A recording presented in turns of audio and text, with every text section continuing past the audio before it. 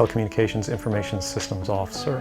One of the things people are going to be most interested in trying to understand who you are and what you're thinking is there came some point in time when you crossed this line of thinking about being a whistleblower to making the choice to actually become the whistleblower. Walk people through that decision-making process. When you're in positions of privileged access, like a systems administrator for these sort of intelligence community agencies, you're exposed to a lot more information on a broader scale than the average employee. And because of that, you see things that may be disturbing, but over the course of a normal person's career, you'd only see one or two of these instances. When you see everything, you see them on a more frequent basis, and you recognize that some of these things are actually abuses. And when you talk to people about them, in a place like this where this is the normal state of business, people tend not to take them very seriously and move on from them. But over time, that awareness of wrongdoing sort of builds up, and you feel compelled to talk about it. And the more you talk about it, the more you're ignored, the more you're told it's not a problem. Until eventually you realize that these things need to be determined by the public, not by somebody who was simply hired by the government.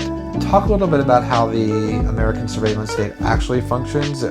Does it target the actions of Americans? NSA and the intelligence community in general is focused on getting intelligence wherever it can, by any means possible, that it believes on the grounds of sort of a self-certification that they serve the national interest.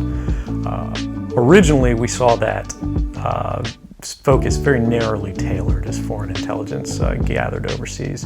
Now, increasingly, we see that it's happening domestically. And to do that, the NSA specifically targets the communications of everyone. It ingests them by default. It collects them in its system, and it filters them, and it analyzes them, and it measures them, and it stores them for periods of time, simply because that's the easiest, most efficient, and most valuable way to achieve these ends. So while they may be intending to target someone associated with a foreign government or someone that they suspect of terrorism, they're collecting your communications to do so. Any analyst at any time can target anyone, any selector anywhere. Where those communications will be picked up depends on the range of the sensor networks and the authorities that that analyst is empowered with. Not all analysts have the ability to target everything, but I, sitting at my desk, certainly had the authorities to wiretap anyone, from you or your accountant to a federal judge to even the president if I had a personal email. One of the extraordinary parts about this episode is that usually whistleblowers do what they do anonymously and take steps to remain anonymous for as long as they can, which they hope often is forever. You, on the other hand, have decided to do the opposite, which is to declare yourself openly as the person behind these disclosures. Why did you choose to do that?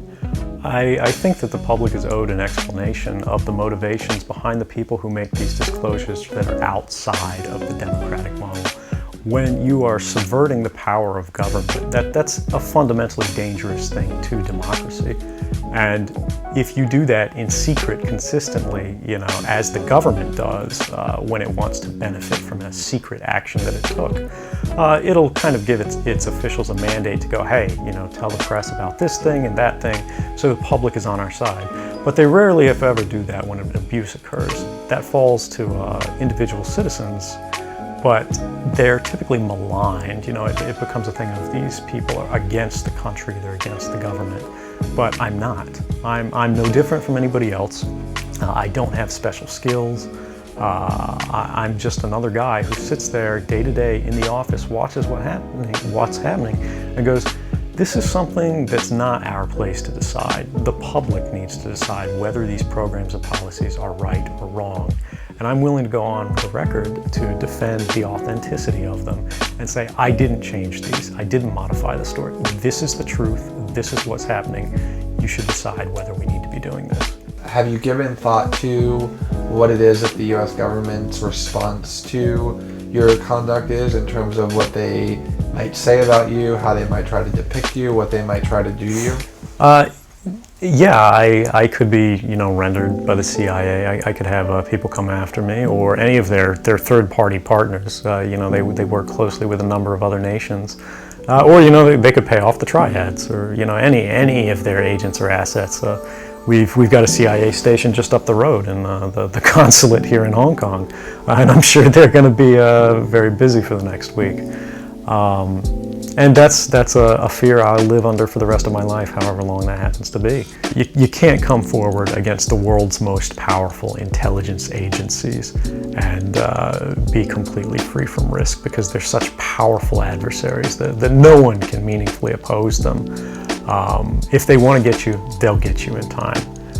But at the same time, you have to make a determination about what it is that's important to you. And if living unfreely but comfortably is something you're willing to accept, and I think many of us are, it's the human nature.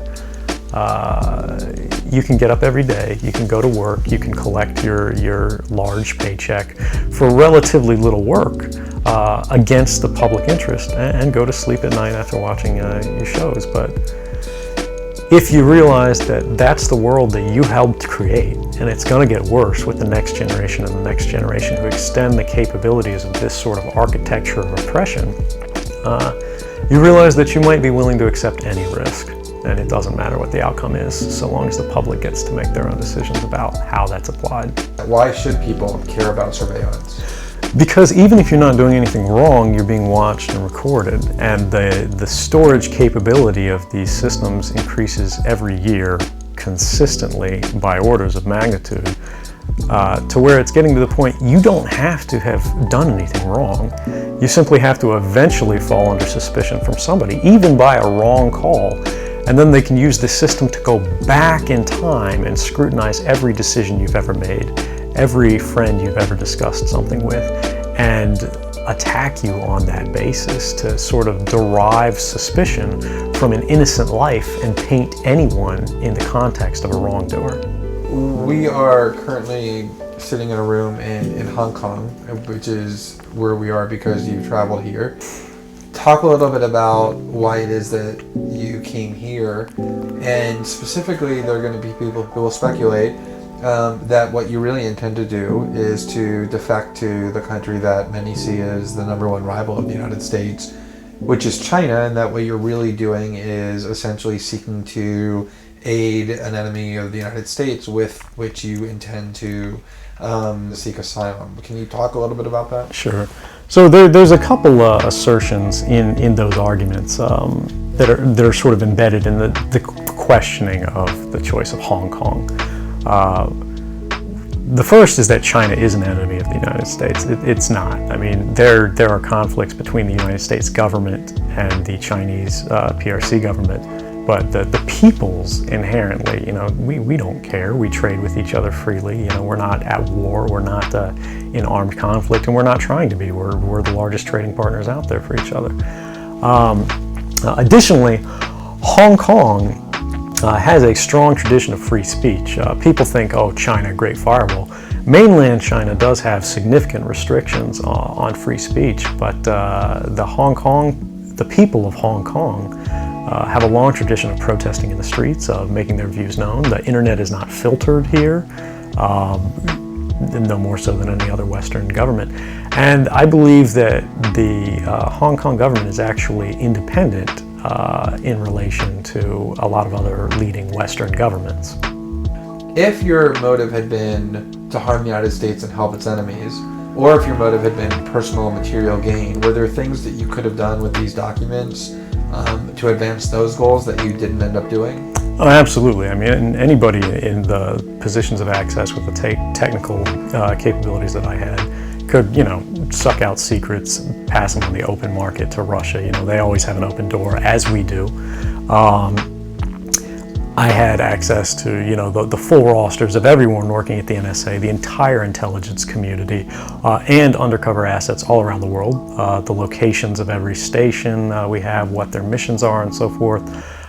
If I had just wanted to harm the U.S., that you could shut down the surveillance system in an afternoon.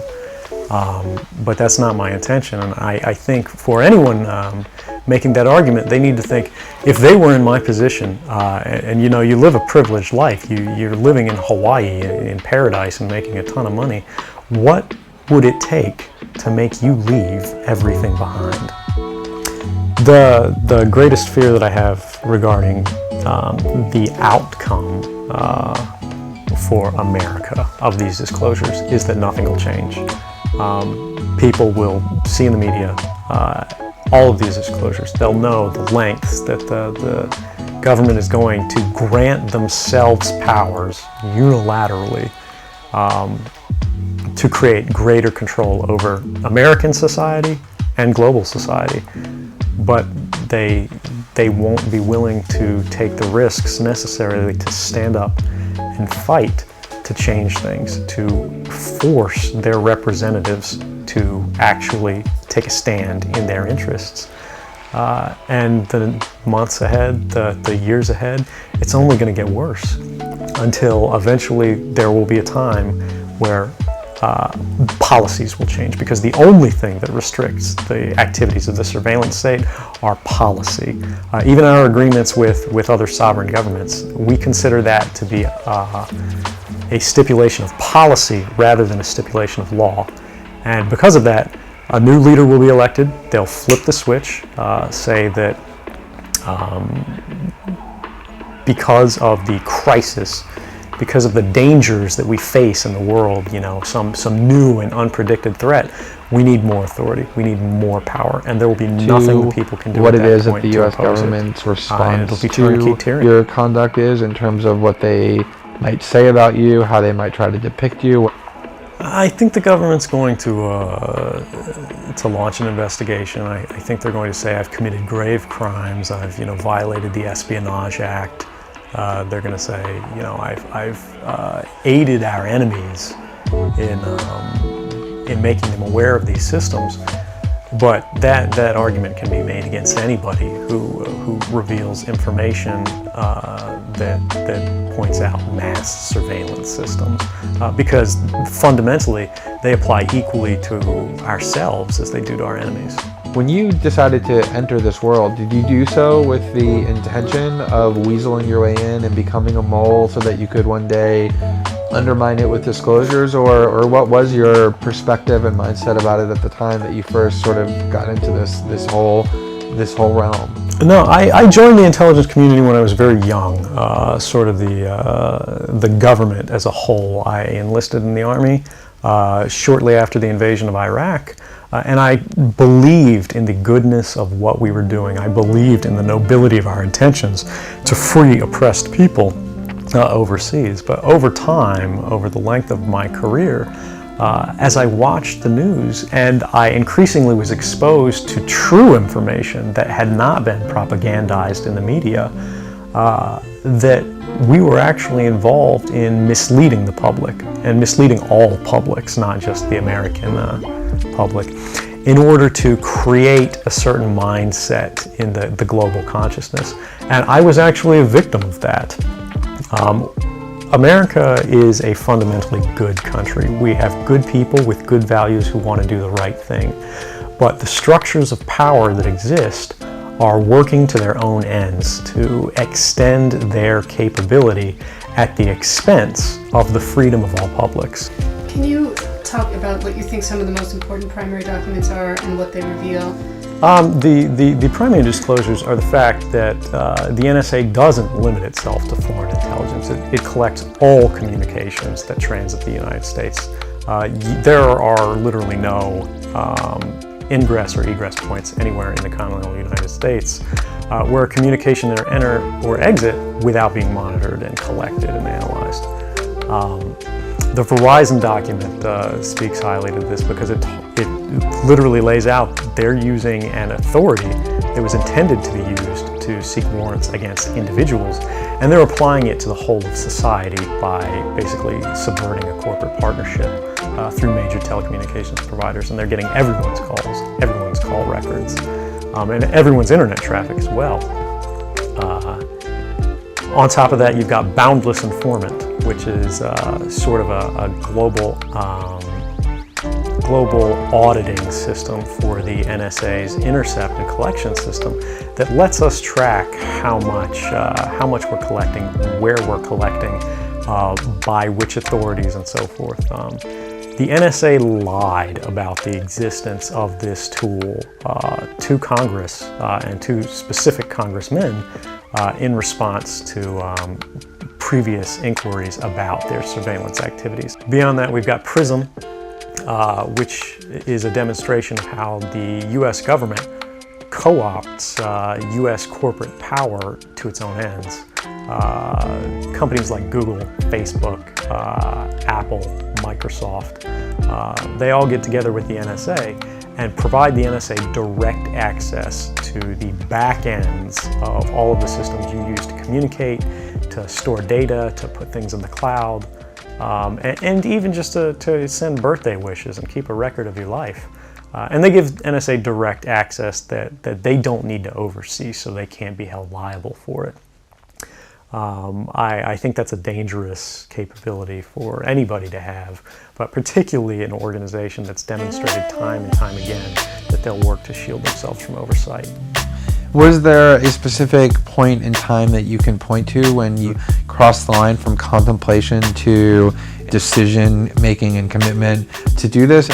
I grew up with the understanding that the world I lived in was one where people enjoyed a sort of freedom to communicate with each other in privacy without it being monitored, without it being measured or analyzed or sort of judged by these shadowy figures or systems anytime they mention anything that travels across public lines. I think a lot of people of my generation, anybody who grew up with the internet, that was their understanding. As we've seen the internet and government's relation to the internet evolve over time, we've seen that sort of open debate, that free market of ideas sort of lose its domain and be shrunk. But what is it about that set of developments that makes them sufficiently menacing or threatening to you that you are willing to risk what you've risked in order to fight them? I don't want to live in a world where everything that I say, everything I do, everyone I talk to, every expression of creativity or love or friendship is recorded, and that's not something I'm willing to support. It's not something I'm willing to build, and it's not something I'm willing to live under. So I think anyone who opposes that sort of world has an obligation to act in the way they can. Now, I've watched and waited and tried to do my job in the most policy-driven way I could, which is to wait and allow other people, wait and allow our leadership, our figures to sort of correct the excesses of government when we go too far. But as I've watched, I've seen that it's not occurring. And in fact, we're compounding the excesses of prior governments and making it worse and more invasive. And no one is really standing. Thank you so much. I'm far underqualified for this kind of audience. It is an extraordinary privilege to be counted among so many around the world who have fought for human rights, even at great personal cost, even when it was quiet, even when no one was watching, when they weren't seeking recognition, and when they never received it. Awards are by their nature individual, but I can only accept this collectively. This award recognizes the work of so many, not just over recent years, but over decades, who recognize that human rights is a new name for an old concept, the concept of liberty. And the price of fighting for liberty in changing times, in times of fear, in times of novel dangers, new threats, is unpredictable and often quite high. The journalists that I've been privileged to work with, publishers around the world, activists, whistleblowers, civil society broadly, have put so much on the line There are many, including Sarah Harrison, who I know is in the audience, who are unable to go home. I myself have lived in exile for more than a year and a half. And these are things that are unlikely to change soon. But they're worth it. All the prices we've paid, all the sacrifices we've made, I believe we would do again. I know I would do it. Because it was never about me. This was never about he or she. This is about us. This is about our rights. This is about the kind of societies that we want to live in, the kind of government that we want to have, the kind of world that we want to make for the next generation. And when we talk about government, we need to think about it's not just the quality of the government, but the relationship that we have with it. Are we going to be a subject of government? Or will we be partner to it? And even with all the brilliant minds in the room now, all of the subject matter experts, all of the elected officials, all of the representatives of people and industry around the world working on these issues, we cannot make proper decisions if we do not have full and meaningful information. When it comes to governments, when it comes to democracies, these institutions are founded on the principle of the consent of the governed. And the consent of the people is not meaningful if it's not informed. Now, it is this principle that brought me forward. And when we think about the challenges and the problems that we face, the new atmosphere of fear that all of the governments and institutions around the world are operating in as a response to these new threats, and we evaluate how things are going, there is reason for hope. I am optimistic. Because when we take a look at what's happened since last year, since I came forward, since I stood up, I was called a spy. I was called a traitor. Some of the most important and powerful officials in the United States debated in public, placing me on a committee, to be attacked by drones and so on and so forth. Largely, that controversy has ended. Governments that first said the people had no need to know this information, that these would put blood on our hands, that newspapers had put lives at risk, that they would bring down airplanes traveling over Europe, which happened. Europe brought down the plane of the president of Bolivia to search it for me, thinking that I might be seeking asylum in Latin America. This does not happen anymore. Instead, we see massive sea changes. We see incredible debates happening in parliaments around the world, happening in newspapers around the world, happening at academic institutions.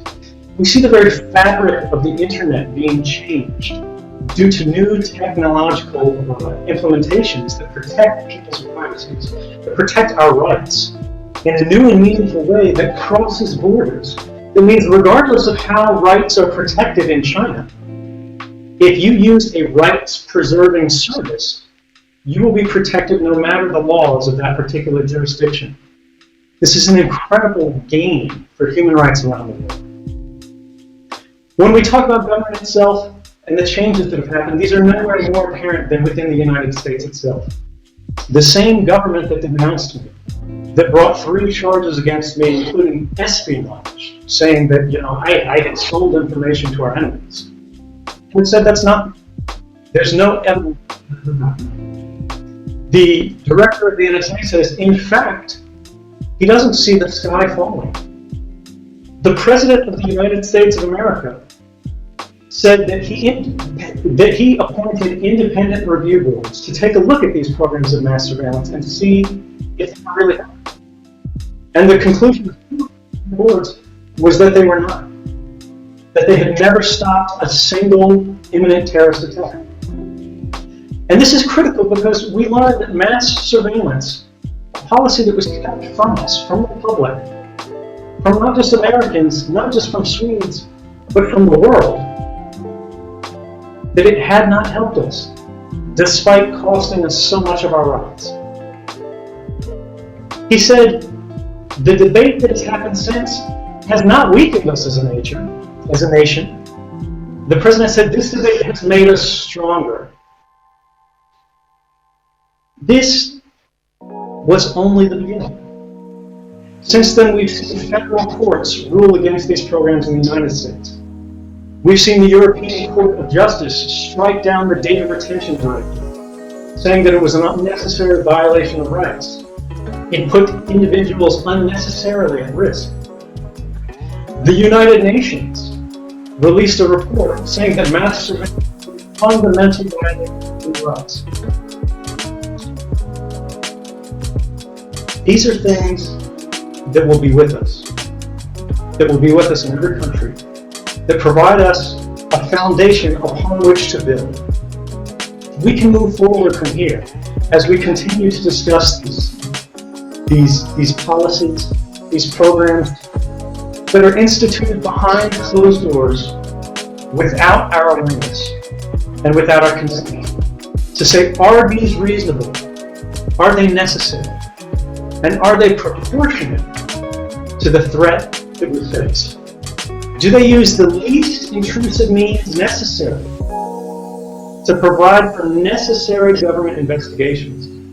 Because this is not about turning off intelligence communities. This is not about stopping police investigations. This is not about reducing our security. This is about securing our society. This is about securing our rights.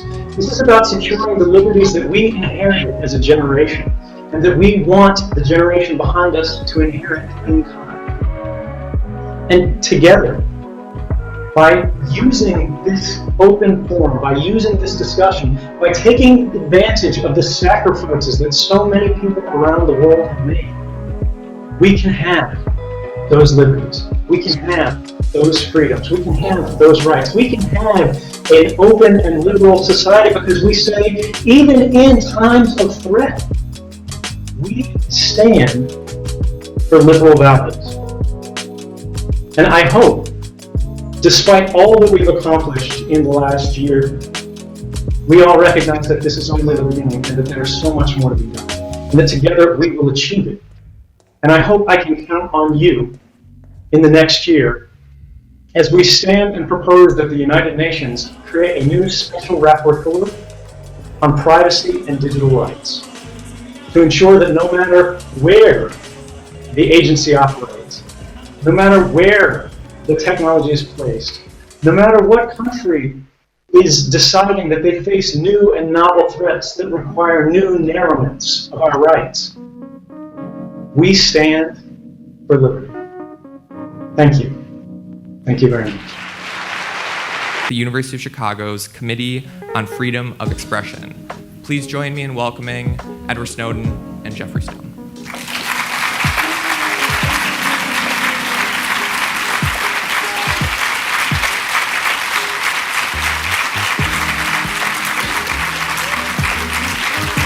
Hello, Chicago.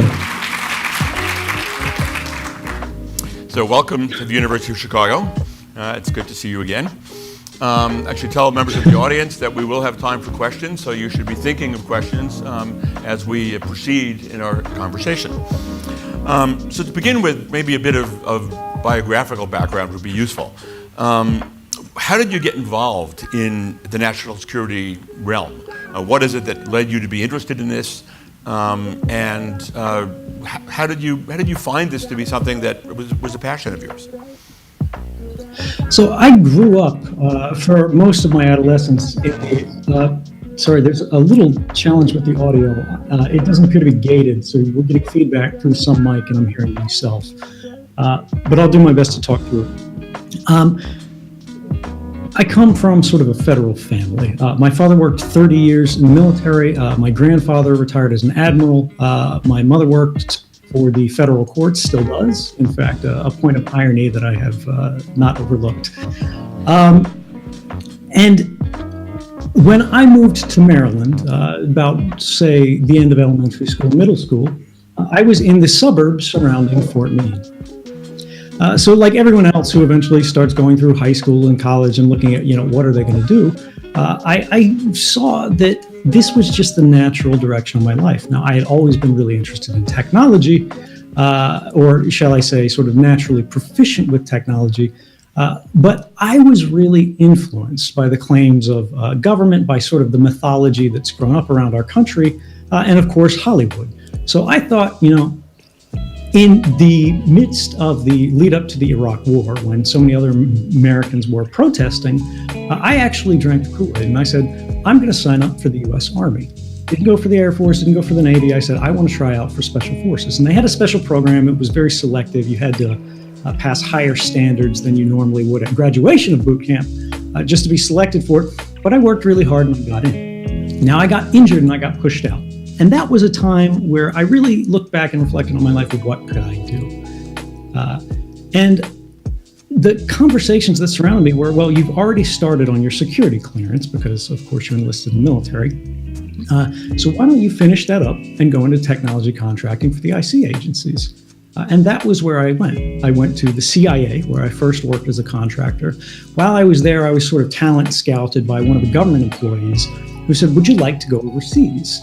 And I had been, again, looking for that. And it just felt like it was something that I could do. A lot of other people in the office were like, I don't want to go. It seems like a burden. It seems like it wouldn't be, the kind of life you want.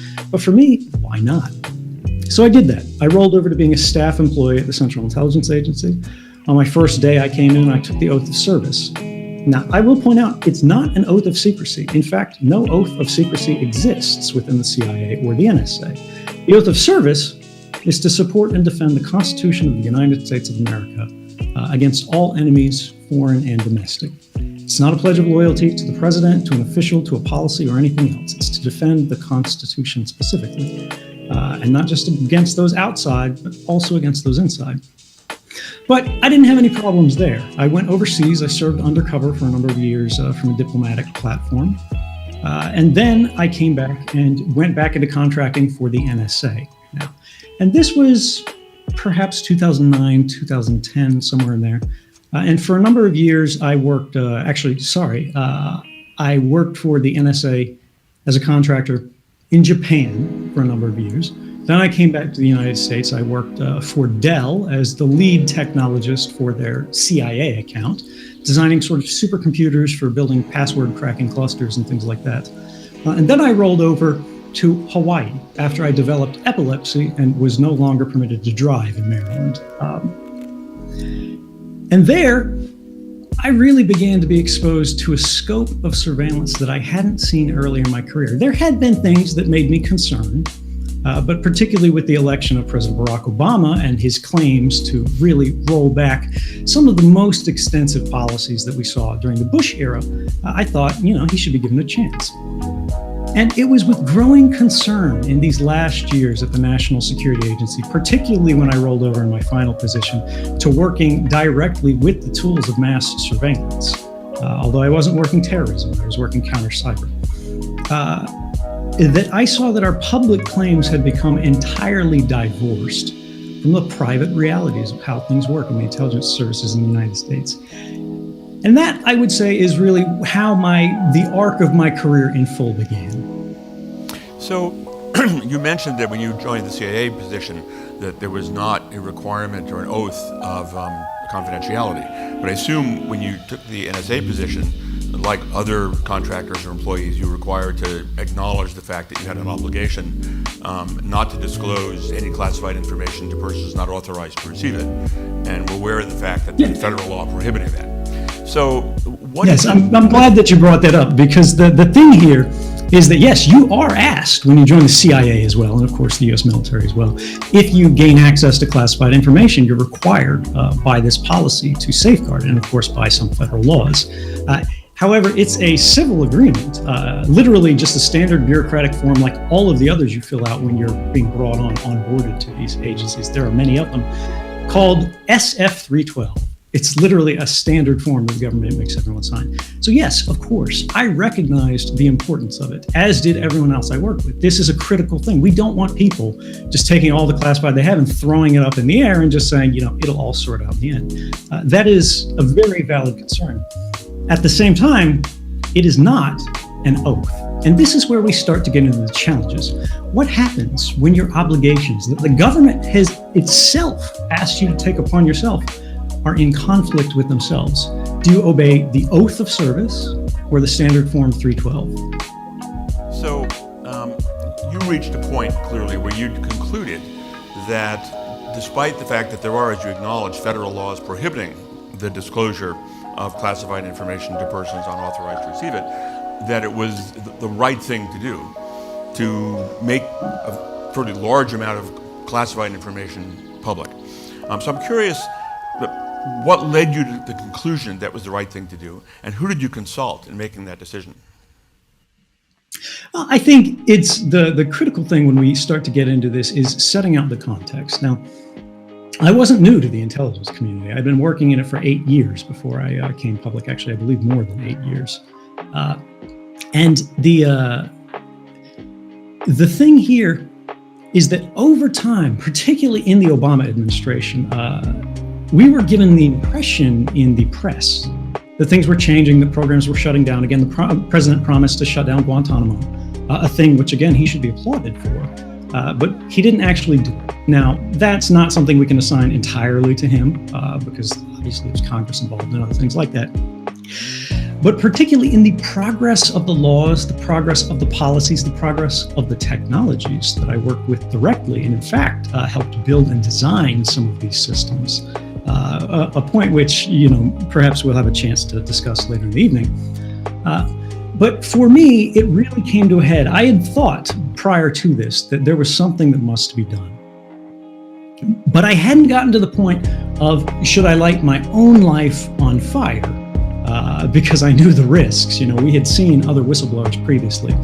Thomas Drake, now we see recently Thomas Tam, Bill Binney, Kirk Wiebe, Ed Loomis, many other whistleblowers who had had their careers destroyed for going through the established process. But it eventually reached a point where public officials were having conflicts within Congress, where congressmen felt the public needed to know the truth of programs. And yet the most senior official in the United States, General James Clapper, the Director of National Intelligence, felt comfortable enough in his position that he was willing to lie under oath. Does the NSA collect any type of data at all on millions or hundreds of millions of Americans? No, sir. It does not. Not wittingly. There are cases where they could inadvertently, perhaps, collect, but not wittingly. Now, if I could just make one point here, because I think it is important for sort of the timeline of how people understand this. And this was not public until quite recently. Laura Poitras, the first journalist which I was in contact with, was at that point communicating with an anonymous source who said, look, there are serious things going on in terms of mass surveillance. But she wrote in her journal that the source was unwilling to actually provide classified information to her at this point. He was willing to hint, he was willing to talk about the programs, but he wasn't actually willing to provide documentation. 10 days after that session in Congress, she said the source, which was me, had said they were ready to provide documentation. That, for me, was the Rubicon moment. Remains the question of when it is appropriate for, with all respect, a relatively low-level official in the national security realm to take it upon himself to decide that it is in the national interest to disclose the existence of programs that have been approved by the House and Senate Intelligence Committees, by the executive branch, by the Foreign Intelligence Surveillance Court, and to decide for himself, well, I think they're wrong. I think these programs are not justified. I think they're illegal. And therefore, even though it might have serious effects on the effectiveness of the programs to make them public, I think the public needs to know. When is it appropriate to make that judgment, to override the decisions of all the elected branches of the government who've reached a contrary decision? I think it's a really important question. I mean, this is one that I struggled with for quite some time. And that's why when I worked with the journalists, I made sure that I never had to make that decision. I wanted to remove from myself the authority, the sort of positional capability to publish any document on my own. And that's the reason why now we're sitting in 2016. I've never made public a single classified document. Now, what I did do is try to replicate that same system of checks and balances, which had failed in our government. Again, clearly, Senator Ron Wyden felt that he should have made, or that this program should have been public when he was questioning the Director of National Intelligence about, does this program exist, basically.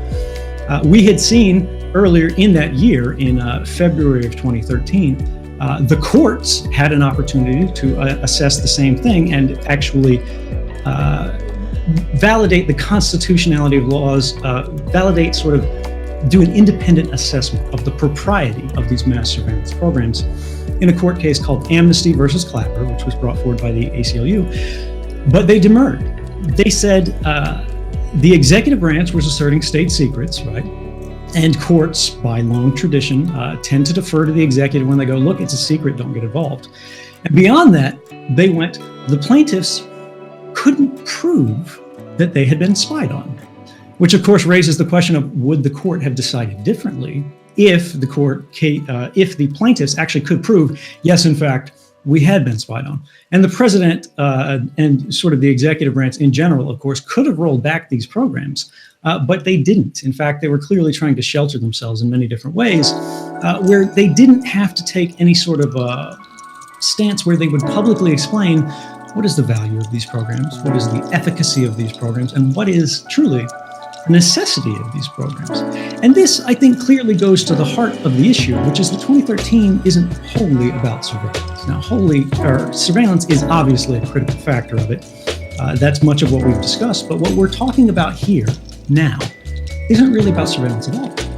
It's about democracy, right? And democracies, right, our governments, open, liberal, Western democracies, tend to derive their legitimacy, their ability to pass laws, to rule, to enforce policies, on the principle of the consent of the governed. But as anyone in this room could tell you, consent is only meaningful if it is informed. So then how do we bridge that gap where the system does fail? And as you say, we suddenly have a case. The system has failed comprehensively. The only people who can actually write this system are individuals. But these individuals aren't all at the top level, right? There are, of course, senior directives and executives who could have done the same thing, but there are also people at the working level who can do the same thing. Is your seniority really more critical than what you've witnessed, right? There are many people at the top level of these programs who know how the policies work. They know every letter of the law, but they have never actually run a query through a system of mass surveillance in their life. They know the theory of how it's implemented, but they don't know the fact of how it is executed. And so for me, I recognize that I wasn't perfectly placed, as you implied, actually as you stated, and no offense taken by it. I was not sitting, next to the table of the Secretary of Defense having this conversation with him. But this is why we have a free press. This is why the First Amendment is first, right? We need to have a truly independent, apolitical faction within free society that can challenge the government for control over information on which they will base their votes. And so I talked to the journalists and I said, look, I'm going to make an independent assessment of the documents that are available to me on the basis of the things that are known to me of what you need to know to make that independent judgment about the lawfulness, the efficacy, the propriety of these programs. I do not want you to publish all of these documents. In fact, I don't want you to publish any detail, any fact that you do not believe to be necessary and serve a vital role in the public interest for us to know about. And then further, beyond this, beyond my review, beyond the journalist's review, I required them to agree that they would go to the government in advance of publishing every story and give the government sort of a almost an opportunity to do a sort of a negotiated injunction here, where the government would have the opportunity to review the documents on which they're based and make an independent assessment of would these cause specific harm to any policy, any program, or critically, most critically, any individual. And in all cases, that process has been followed to the best of my knowledge, and the government does not dispute that. The only thing that is in contention is that the journalists, and these aren't just sort of radical journalists, we're not talking leftists or anything, we're talking about the Washington Post, the New York Times, said that in no case of the stories they published did they believe they put a life at risk. And that's why I think now we're in 2016, right? Not 2013, when it was quite reasonable to go, this could cost lives. This seems really dangerous. And in fact, it could have been. Now, I don't discount the fact that risks were involved in this, but the operation of a free press necessarily involves risk. Living in a free society involves risk. That is not a weakness. That is a strength. So let me do a little bit of devil's advocate to that position, to point out that we live, as you say, first of all, I want to point out the First Amendment is first because the first two amendments didn't get adopted. So that's neither here nor there.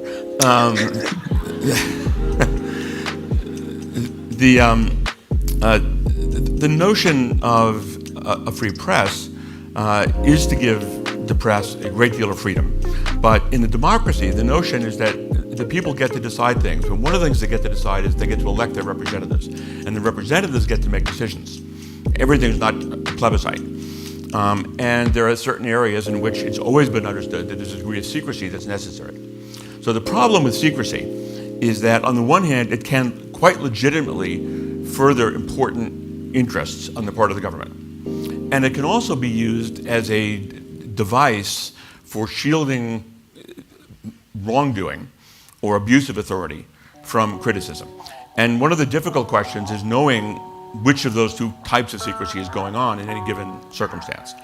And one of the reasons why we put in place a series of oversight over national security activities, which didn't exist before the late 70s, by creating the Foreign Intelligence Surveillance Court, by creating the House and Senate Intelligence Committees, was to basically create a series of checks and balances within the government to provide a mechanism by which democracy could operate, not in the sense that there can't be secrets, but in the sense that secrets could be kept only if there's a persuasive case that's made to the elected representatives, to the judiciary, that secrecy is necessary. So there's still the underlying conundrum of when it's appropriate to make this decision that I think, or journalists who, journalists have self-interests which are not necessarily the interest of the nation, when they should be put in a position of making these decisions other than the representatives of the people themselves. Let me go to another point though and ask, what was the outcome of all this? So,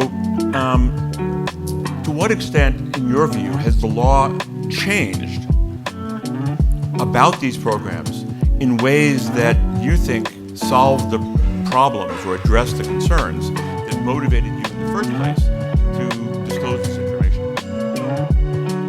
Well, as was said in the introduction, I think it's important to understand that I wasn't setting out to change policy.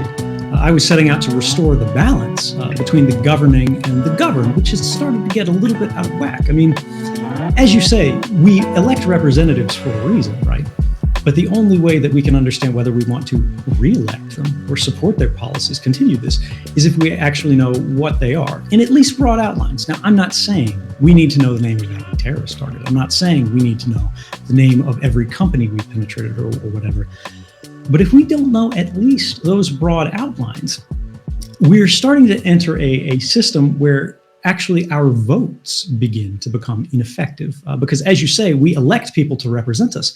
But if we don't know what they're doing, and if we don't know what the other candidates who are their alternatives would be doing, what are our votes really doing? So I think necessarily there is a bias toward an informed public rather than one that's in the dark. Now, there are exceptions to this. But these exceptions are, I would argue, extraordinarily rare. When we're in times of total war, for example, U-boats in the harbor, we're already engaging in policies, we've rolled back civil liberties in ways that we would never approve of during peacetime, and we very likely should not in peacetime, thinking about things like Japanese internment, but regardless of our desires, in fact, we see the human nature they often do. These things become more clear because we're starting to talk about existential threats to the nation. Now, there are no serious officials, including the President of the United States, does not consider terrorism to be an existential threat to the United States. I think that's fair. But when we think about how this balance is done, and I think you're starting to get onto a theme, which is that, are we throwing open the doors? if we allow whistleblowing to occur without punishment, if we allow people who are at the working level to reveal evidence of serious wrongdoing or policy failures, waste, fraud, and abuse, however you want to classify it,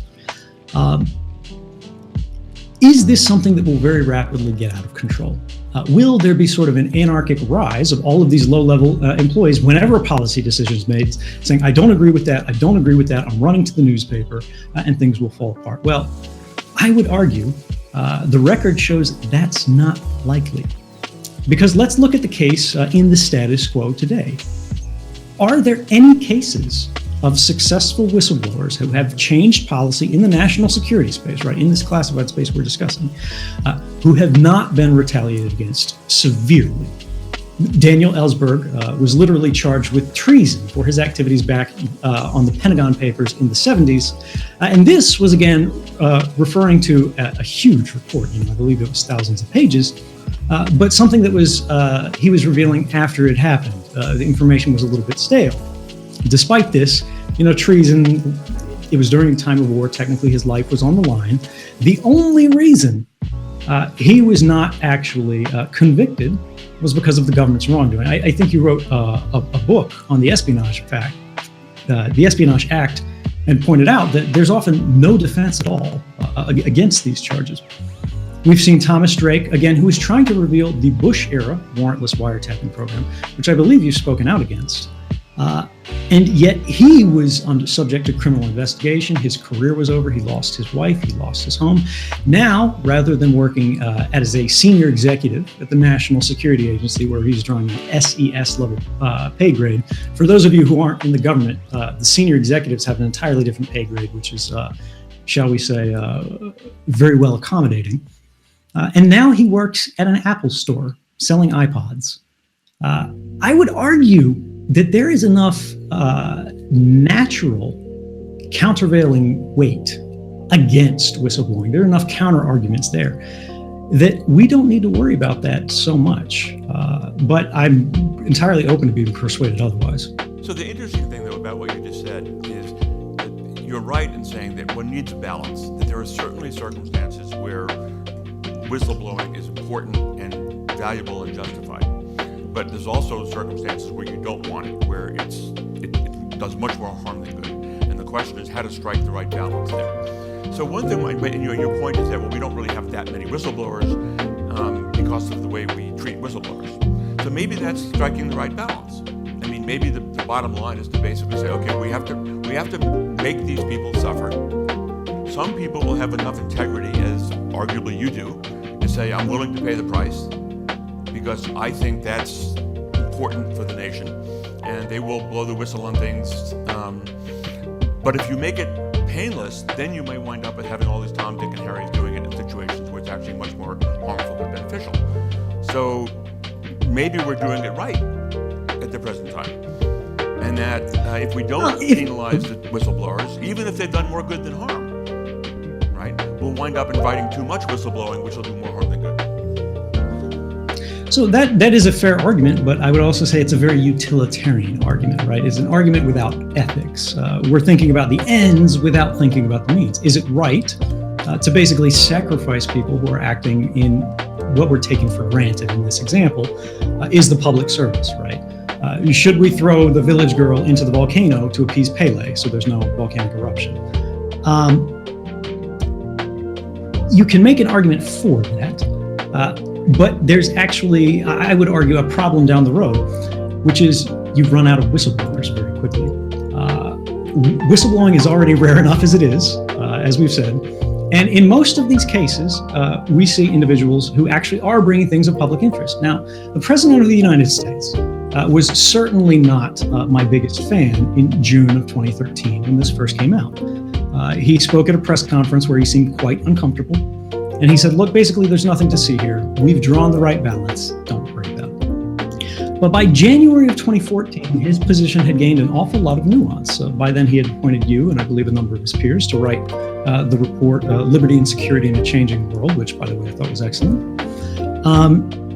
But he also said, while he can't condone what I did, this has made us stronger as a nation. And so if we lose that, we're either losing opportunities for us to become stronger as a nation, or we're actually starting to face a countervailing risk of decay, where we don't have these natural whistleblowing events, which are basically steam release valves, right? Whistleblowers, because of the risks, only come out when the system fails comprehensively, right? I tried to work in the system. I went to my supervisor, I went to my peers, and they all said, you have no idea what you're getting into. You really don't want to play that game. Whereas Thomas Drake, for example, he went to the NSA Inspector General. He went to the Department of Defense's Inspector General. He went to the NSA's Office of General Counsel, I believe, and he went to Congress. He did everything right. And yet they absolutely destroyed his life anyway. And I think to contextualize this is key. For a moment, I'd like you to put yourself in the position of a whistleblower, right? Don't take my case, for example. Imagine your own case. You see something, you witness something that is so contrary to the values of this nation, to our black letter laws. For example, let's take the Bush era warrantless wiretapping program, which was what Thomas Drake was trying to blow the whistle on. And you try to fix this in the system, because I think this is the solution, right?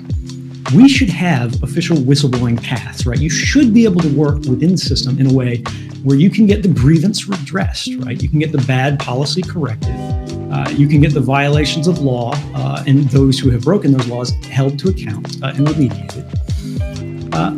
But right now, when you go through that system, the government is not particularly, I would argue, especially responsive to that. The lawyer, the deputy general counsel, right, the number 2 lawyer at the NSA, who Tom Drake came to his complaints with, said this. He came to me, someone who was not read into the program, and told me that we were running amok, essentially, and violating the Constitution. There's no doubt in my mind I would have told him, go talk to your management. Don't bother me with this. I mean, the minute he said, if he did say, you're using this to violate the Constitution, I probably would have stopped the conversation at that point, quite frankly.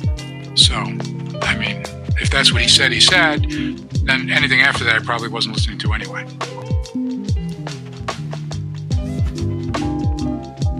I take it what he meant by that, I hadn't seen that before, but I would take it what he meant by that was we weren't violating the Constitution.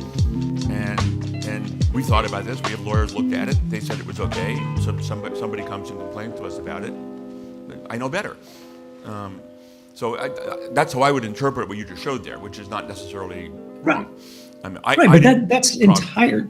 Yeah, I didn't like that program either, but that sounds to me like what he's saying. You're absolutely right. There's a much greater need in the system for review and checks and balances and so on than existed in the past and that exists at the present time. And there's also clearly a need for better avenues for whistleblowers to bring their concerns to the attention of people who have the authority to act upon those concerns within the system. And those are real failings that continue to exist. But I do want to go back to the question I asked earlier, which is, have the changes that have occurred in the laws as a result of your disclosures, in your view, made a real difference? Or are they just pretty much window dressing? No, absolutely. I mean, we've seen the very first law restricting powers of the intelligence community rather than expanding them passed in the wake of these. Now, again, these are the programs that everyone was defending in June of 2013, including, I believe you. This is, again, no disrespect, but it's just to show that even individuals such as yourself, who have come down very strongly throughout their history on the side of civil liberties, no one would say you're sort of an agent of the state or anything like that, were persuaded. You said, there's nothing in these programs that we've seen that's illegal, that's unconstitutional. But since then, when we got that extra layer of review, right, once we take that NSA Deputy General Counsel who goes, look, I don't have time for this, I'm not going to listen to this, because we've already looked at this as lawyers, right? We're not just brushing this off. We've said, all right, this is constitutional. What about the independent review, the review that comes from the courts? Now, so again, in February of 2013, Amnesty versus Clapper got flushed from the courts. But in 2014, we saw the same cases that had been brought forward again by the ACLU because they were a customer of Verizon Business, who was subject to that very first document that was reviewed. Get them into the courts, and on appeal, they won. We had other judges who said these programs were illegal. They were likely unconstitutional. They were Orwellian in their scope. And of course, we had had counter from other courts and things like that. But suddenly it begins to percolate up to the Supreme Court, where we get an actual matter of vital public importance. This really shapes the relationship between the public and the government.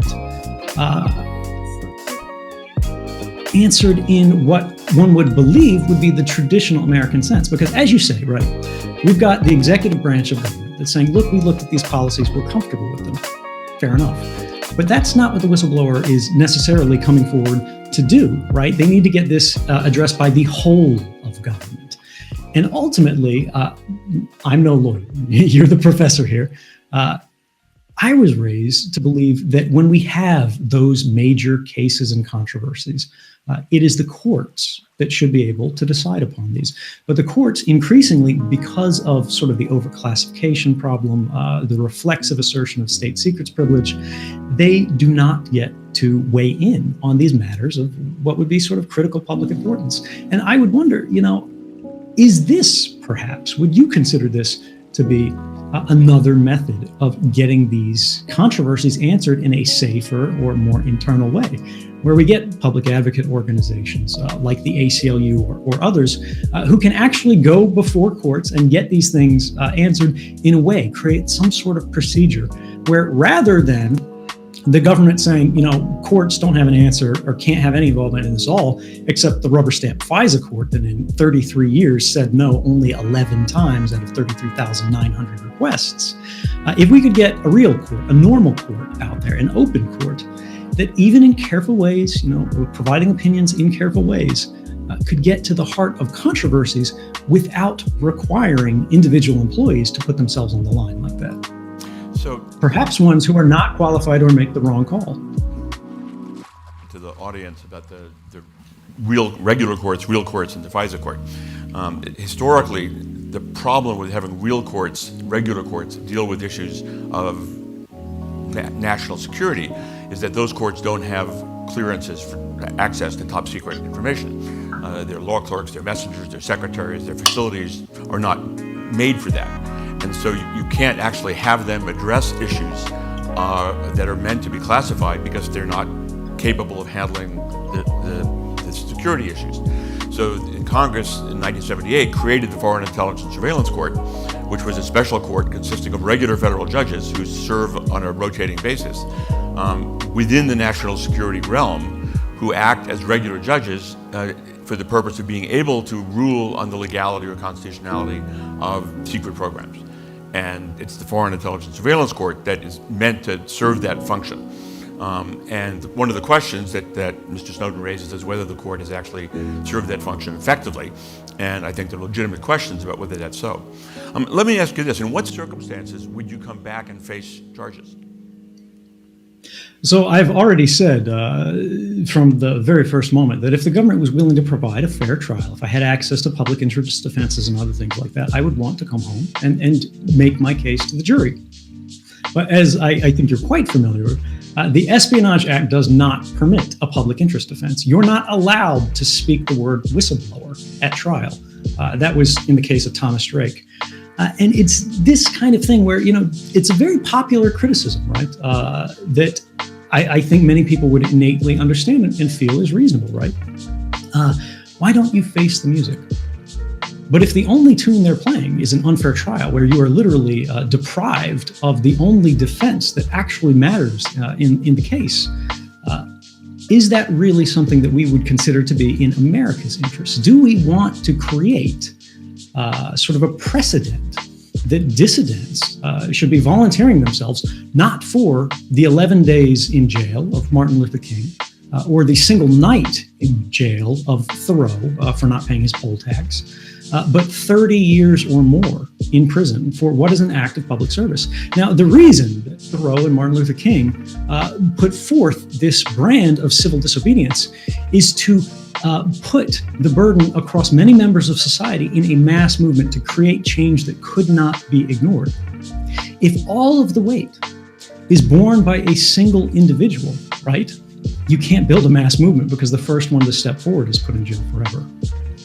What you're saying is unless you can make the case to the jury that I was justified in doing this, and there is a defense of I was justified in whistleblowing, that you wouldn't come back. So why doesn't Congress pass a law that creates that defense? It's perfectly within their authority. Professor, I would have to say that's a better question for you than I. I'm not sort of quite so expert in the intricacies of the Espionage Act. But democracy doesn't seem to agree with you. Well, I wouldn't say that's the case. They don't, because they don't think it's a good idea.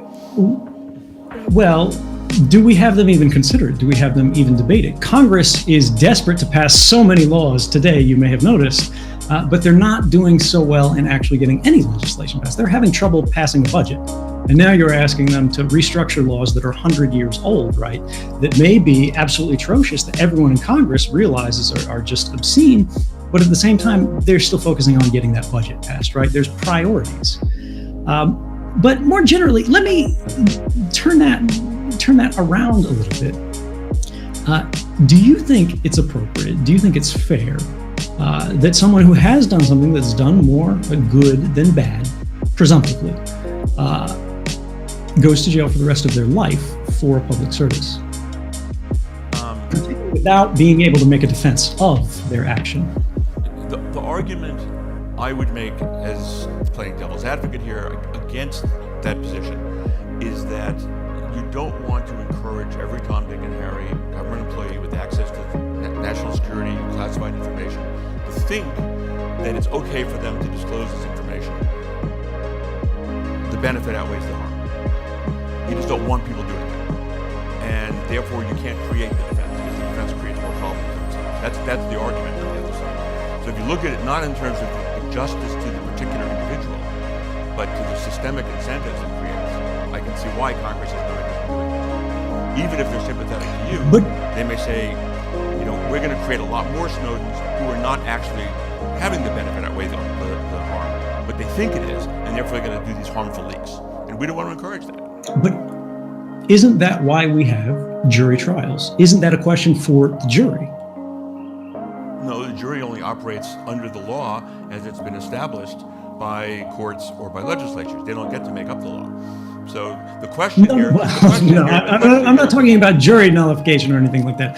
I'm saying if a law were passed, it's not a given. It's not taken for granted that suddenly you have this anarchic release of everything. These people still get charged, but now they just have a defense that they can make to the jury, that the jury goes, you caused more harm than you did benefit. No, you go to jail. Right, but the argument on the other same as side with manslaughter or self-defense, all of these other laws. Right, and it's analogous to What self-defense. is the exceptional act of whistleblowing that would make it unreasonable for a jury to weigh the same facts, the same harms as other crimes?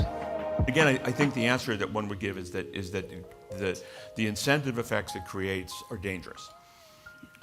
Because, again, you have this problem of relatively low-level employees who think that they know enough to make a wise decision on this, and they're wrong. And if they're wrong, it arguably does real harm to the national security and to the nation, and you don't want to encourage that. So I just think the stakes are perceived as very great on the negative side. And that isn't to say I wouldn't be in favor of this, is that I'm playing devil's advocate here, right? But I think that's the argument on the other side. One, I guess, last question before we open it up to the audience. What's it like for you in Russia? Strange. I have to say, though, it's also kind of amazing, because right now I'm not in Russia. I'm in Chicago. A few hours earlier, I was in Zurich, Switzerland, giving a talk to an IT security company. Tomorrow, I'll be at Princeton speaking with researchers, cryptographers, and technologists, computer scientists, to try to solve some of these mass surveillance issues that we're dealing with today. So while it is true, I do sleep in Russia, I live all over the world. You're a person? I'm sorry, I lost the first part of it. Do you get to walk around and be like a regular person in Russia? Yeah, of course. There's not like a wire fence with a guard and a tower or something like that. How do you pay for stuff? I ride the subway like everybody else. How do you pay for like lunch? With money. How do you pay for stuff? I mean, where do you get it? I get paid to speak at many of these events, and I provide an enormous portion of that. I don't know. That would be a question for Ben. I'll let you pass on that. But I believe this is an secret. We unpaid gotta event, respect that. particularly because you and Mr. Axelrod, I believe, who were, thank you, by the way, for arranging this talk. Mr. Obama might not be excited to hear that you are arranging paid talks on my behalf.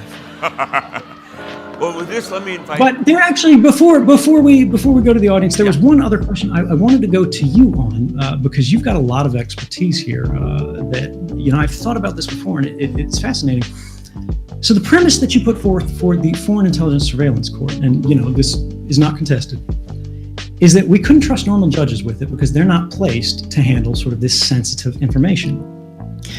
But is the fact that we're actually monitoring this specific terrorist, they're creating this specific plot, we want to thwart it here or there, more sensitive, or even sensitive in a particularly different character, than it is for the police or the FBI to go to a normal judge in an ordinary court and say, we are tracking a serial killer who we think will kill again, or we're monitoring this burglar or this organized crime figure and things like that. Courts have handled extraordinarily sensitive material for hundreds, perhaps thousands of years. What is it that makes this so different? And is it really different? Or do we take it for granted that the bargain we made in the 70s and have now tried out actually hasn't worked out, and maybe we should restructure it?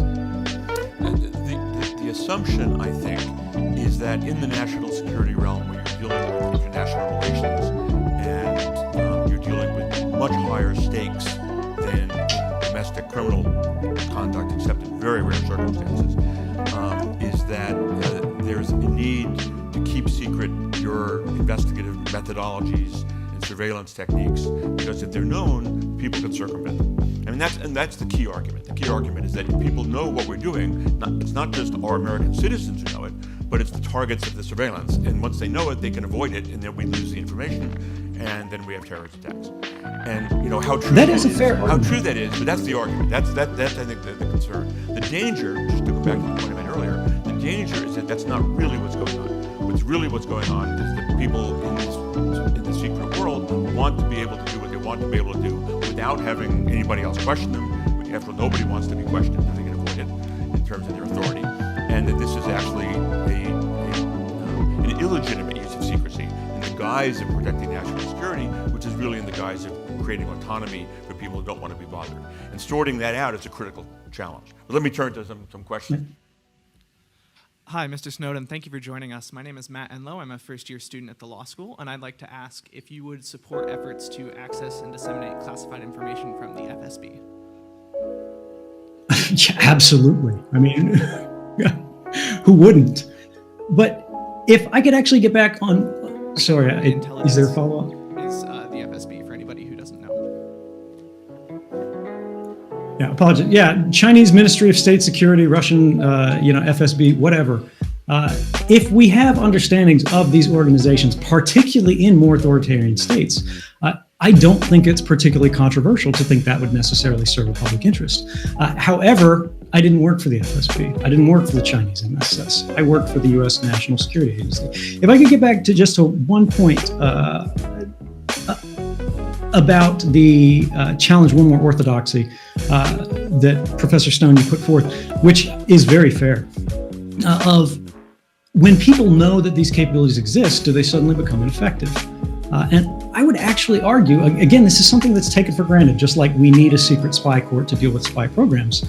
But when we look at the history, is that really true? Everyone in the room knows that your phone calls could be tapped, and they knew that before 2013, right? This has been in movies for more than 60 years. These programs have been public since the 19-teens, I believe. And yet, every day, we are still collecting evidence of criminal activity on open phone lines. We are still intercepting terrorists' phone calls, even though Osama bin Laden stopped using a cell phone in 1998 after Bill Clinton fired a missile at his training camp. And even Angela Merkel, as was published in one of the things, this is a head of state, is making open phone calls about matters of foreign affairs. The fact that a capability is known, I would argue, does not render it as ineffective as we might presume. My name is Melissa, and I'm a second year in the college. Looking ahead to the 2016 presidential election, as well as the congressional elections, do you foresee any change occurring in the system you've been talking about? We have already seen sort of the beginning of an effort to challenge or perhaps modify Section 702 of the FISA Amendments Act. This is a program that involves mass interception, but targeted reading, you would argue, of communications that have one end foreign. So one side of them is in the United States, other sides are overseas, and they sort of grep through everything with their tools and pull things out of the bucket. They also use it for going to U.S. service providers. There's a famous slide, I won't pop it up for you, but showing sort of Yahoo, Microsoft, Google, Facebook, Apple, all of those guys, and the times in which they voluntarily joined this NSA program to simplify beyond what the law allowed, right? The law required them to respond to subpoenas and whatnot, but all of these providers created sort of boutique, tailored processes for American intelligence agencies to go forward and get whatever they wanted. Now, if it's about an American citizen, they had to get a warrant for this. But if it's anybody else in the world, doesn't matter if they're French, German, or something else, they're fair game without a warrant.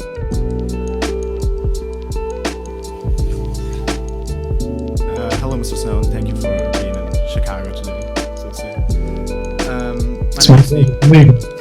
My name is Nico. I'm from Berlin, Germany, and I remember in 2013, your leaks and all these stories about the NSA have been on the news in Germany and in Europe generally for months. And I would say a large majority of the public there knows your name, and even more people are informed about the NSA surveillance systems. However, in the United States, I've talked to people even on this very campus that have never heard your name or are even aware of NSA surveillance. So how do you explain, or what's your take on these discrepancies between Europe and the United States?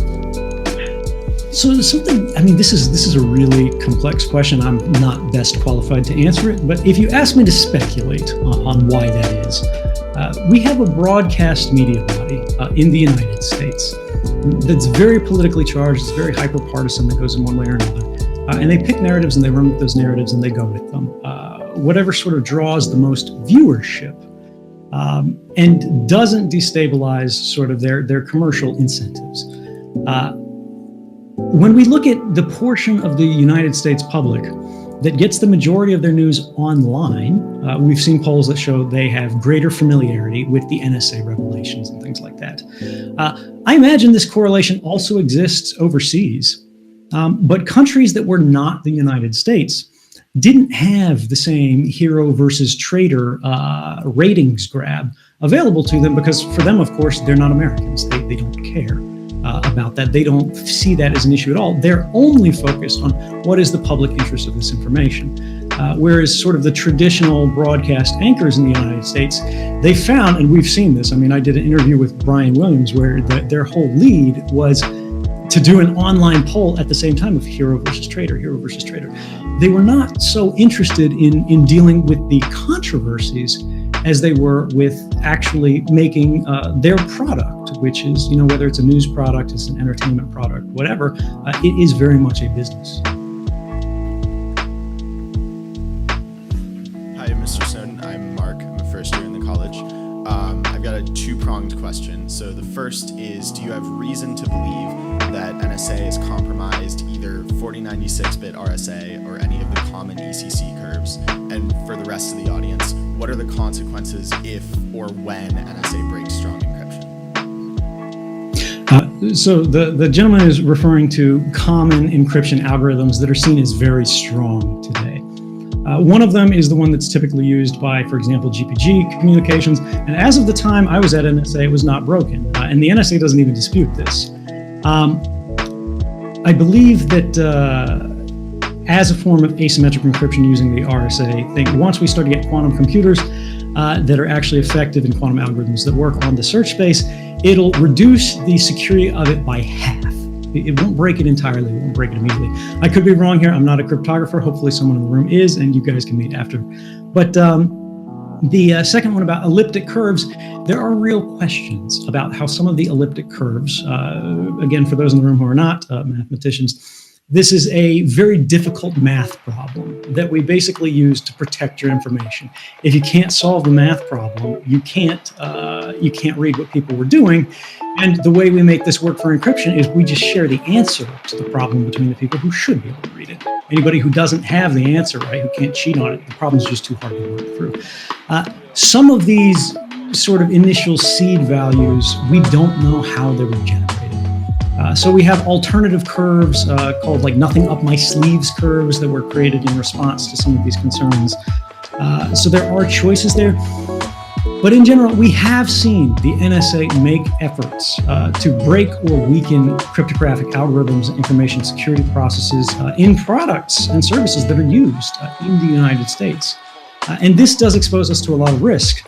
But we have a growing cohort within government and those who sort of support government and write reports on their behalf or share their expertise, such as Professor Stone here. And I think people in the room should give him credit for his report, where I believe, Professor Stone, correct me if I'm wrong here, you recommended in your 46 recommendations for the United States government in response to these revelations that the NSA not weaken encryption standards, and in fact, they work to increase the security of them. Is that correct? That's correct, absolutely.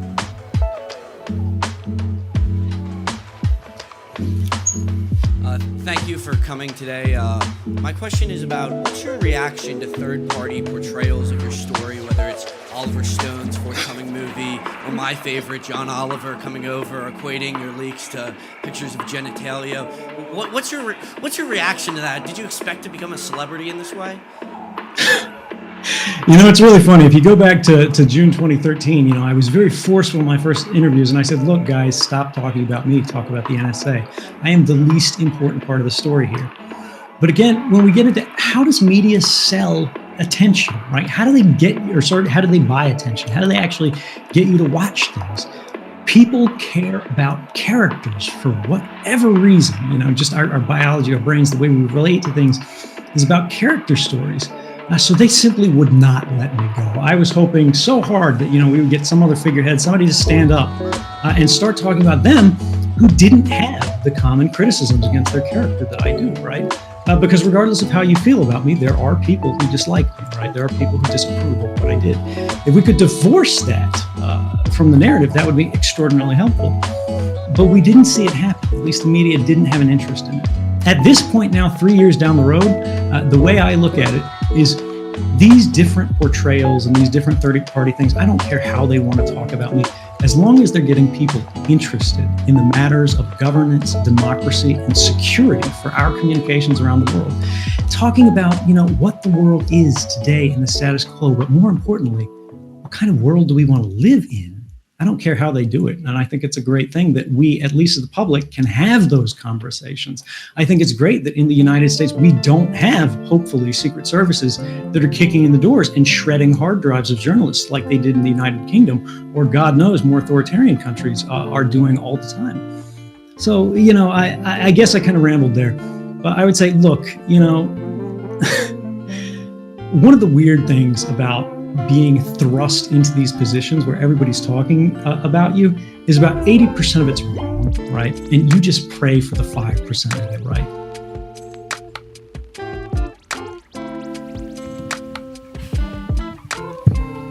Hi there, I'm Lily. I'm a first year in the college. So I found it very interesting that in a recent article you wrote, you encourage people to whistleblow only if they feel like it's the right moment. So how do people know when it's the right moment, and how much of the attention you received in 2013 do you attribute to good timing? That's a really good question. In fact, I think I missed my moment. I think had I had a better understanding of these programs earlier on, had I understand sort of the nature of that Senate Intelligence Committee relationship with the Director of National Intelligence, where he was totally comfortable, giving false testimony when he had sworn an oath. I should have come forward when people could have actually talked about this during the election. But at the same time, it has worked extraordinarily well.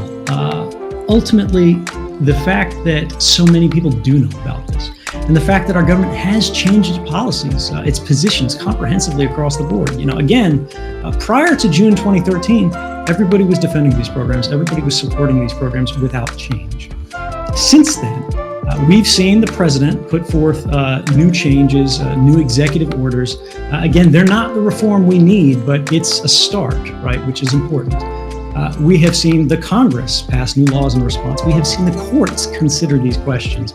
We have seen consider these questions and again, actually find these laws unconstitutional, saying they had never been authorized by statute from the beginning of their operation. We have seen the United Nations declare mass surveillance of exactly the character we've been discussing today. And of course, this is not specific to the United States. This is a global problem. We're dealing with this in many countries.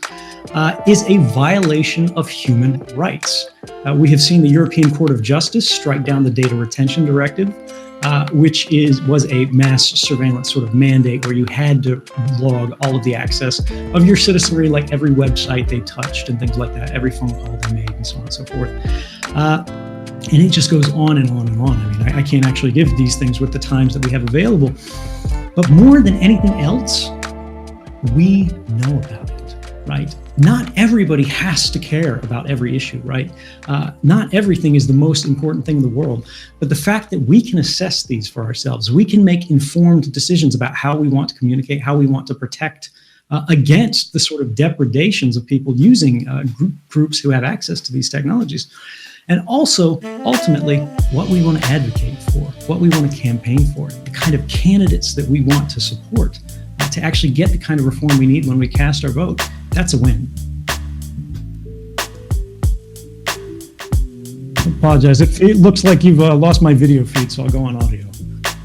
Hi, I'm Andrea. I'm getting my master's in social science here, and I was reading a story that was saying how Henry Kissinger on Monday received an award from the Department of Defense, and you could make the argument that he was a party to government misdoings. And so I guess my question is, what do you see is the role of a whistleblower in calling out individuals that are party to the kind of government abuse? And does pointing out individuals strengthen the argument, or does it just create scapegoats when you're really trying to target the government entity itself?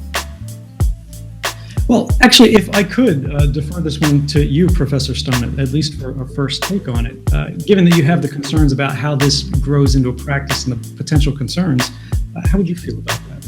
I am embarrassed to say that I've been looking at the screen and trying to figure out when the picture is going to come back, and I did not listen to the question. I apologize. No, I feel like a student in class who got called on when I was looking at my iPhone. Okay. We all have a finite amount of attention, right? Could you repeat the question for the professor? No problem. Basically, when a whistleblower comes forward, what do you see as their role in pointing out individuals that are party to the system? Does it heighten by creating examples and really making it tangible for individuals, or does it seem to undermine the entire system that whistleblowers are trying to point out by creating a scapegoat? The scapegoat meaning other people they identify? More that the government can point to an individual's wrongdoing than taking responsibility that the whistleblower is trying to point out. So, I guess the question is, to what extent does the focus on the issue of the whistleblower divert attention from the substantive question that's been raised? So, we're all sitting here today talking with Edward Snowden, about Edward Snowden. If we had an event today about the substantive issues that Mr. Snowden raised, my guess is we would not have nearly the demand in the audience that we have here. So now the question is whether that diversion takes attention away from the substantive issue, or whether people are actually much more interested in the celebrity than the substantive issue. And I think probably both are true. But I have no doubt that I know we had huge demand for this event, so we can watch Mr. Snowden up on a video screen. And I have no doubt if I were having this conversation here about the very same issues that Mr. Snowden raised, that the vast majority of students who wanted to pretend that wouldn't be there. But I don't know if that's a negative. I think there's just two different elements of it. There's an interest in the substance and there's an interest in the celebrity, and they don't, I think, take away from each other. Sure. And if I could just follow on that real quick, I do think there's actually a peripheral issue that's a little bit different, which is if we get a lot of whistleblowers who are focused on individuals' criminalities, right, rather than programmatic wrongdoing, whistleblowing can start, or at least the individual acts of it, can start to look partisan. It can start to look like this is actually about people you don't like or trying to get your boss out of his chair so you can occupy it, as was the case with Mark Felt, I believe, the deep throat back in the Watergate era. Although we don't know for sure, that's one of the sort of leading theories. It's more helpful when we actually start to focus again on the programmatic things. Now, as Mr. Stone said, can you draw the same crowd when you don't have the individual story? I'm not sure. I tried my best, but they wouldn't really let go. One last point. If technologically we can restore the video if we just reset the call right now, I'm not sure if the audio room is prepared to do that.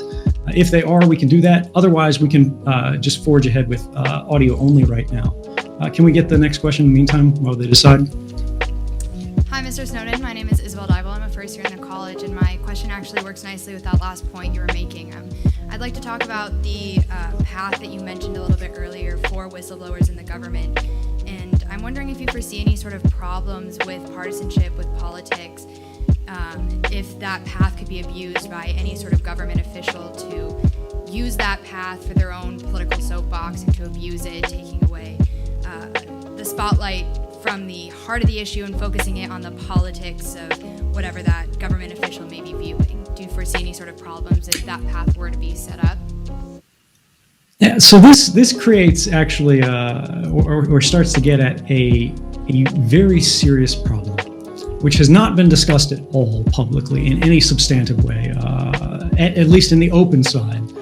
Professor Stone may have seen some of this when they were talking internally around the White House and related agencies.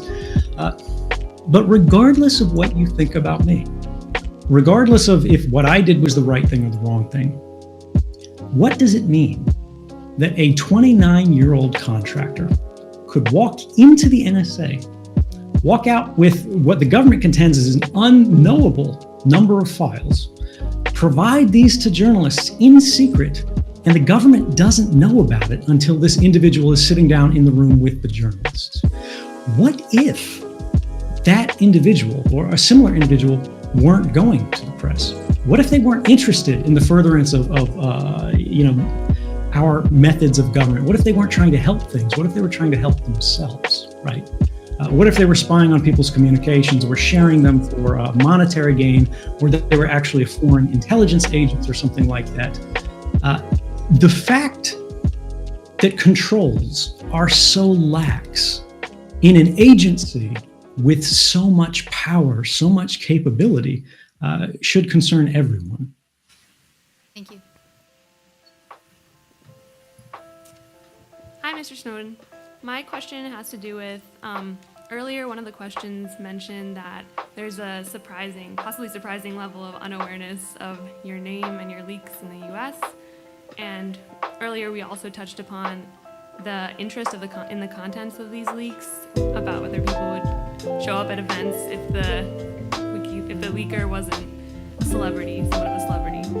So I also noticed that even among people who are aware of the massive level of interception of information and communications, a sort of apathy towards the content of these leaks, despite their gravity. So I was wondering if you expected that sort of reaction to your leaks, and why you think that is. So I pretty famously talked to the journalists, for those who followed the story, and said I was pretty confident this was going to be a 3-day story. It was going to be on the front page, there was going to be a reaction the next day, and then there was going to be some commentary the next day, and then they were going to move on. Nobody's going to be talking about it anymore. The response that we have gotten has so far outpaced any reasonable expectations, right? There has been so much interest in this topic. There has been so much that people want to do to try to address these problems, real or perceived, in terms of the mass surveillance of the American people, and of course those overseas to a much greater extent. Now, at the same time, what you read as apathy, I think it comes down to what is the origin of that? Because I don't think you're wrong in seeing that a lot of people, give a shrug at it.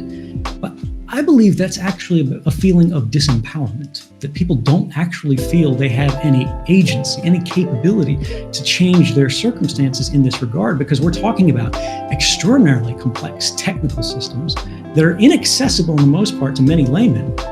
And even for specialists, right? This is a very complex topic. And even if you can go, we can solve this issue or we can solve that issue, trying to solve everything comprehensively. So we can go, this is the goal, this is the policy, this is the plan, this is how we fix it. Feels like it's unreachably large for people who don't have their entire life to dedicate to it. And there are many people out there who are doing that. But I think the response that we should have here is to think about what you can do. And one of the most important things you can do is just talk about it. When you mention there are people that don't know about this, who are apathetic about it, think about what's really at stake here. Because it's not about surveillance, it's about rights. When people say, I don't care about privacy because I've got nothing to hide, they don't really understand what privacy is about. Privacy isn't about something to hide. Privacy is about something to protect. That thing, privacy, is the right to the self, right? Privacy is what allows you to decide what it is you believe, what it is you think about. Freedom of speech doesn't have much meaning unless you have the freedom and space to think. Freedom of religion doesn't mean anything unless you have the freedom from prejudice, from outside forces, right? The space within yourself to decide what it is that you truly want to worship. Even when we get down into the language of private property, you cannot have a claim to yourself unless there is a right to the self. Otherwise, you're simply entirely subject to the whims of the collective. Saying that you don't care about privacy because you don't have anything to hide is no different than saying you don't care about freedom of speech because you have nothing to say. It is the most fundamentally antisocial thing I can think about, because even if you honestly did not need it, and many people who are in positions of privilege, positions of power, really don't, because the authorities are never going to come after them. They're who the authorities are there to support. They're who the authorities are there to protect. But if you are a minority, if you are a little bit different in any way, if you are a little bit radical, or you dissent in any way against the prerogatives or the privileges of people in the most power, rights are for you. If you want to have them, you better stand up and defend them. Thank you, and thank you so much for all your work. Thank you. On that eloquent note, we have run out of time. Please join me in thanking Mr. Snowden, particularly because in fact we did not pay him to join us today. Thank you.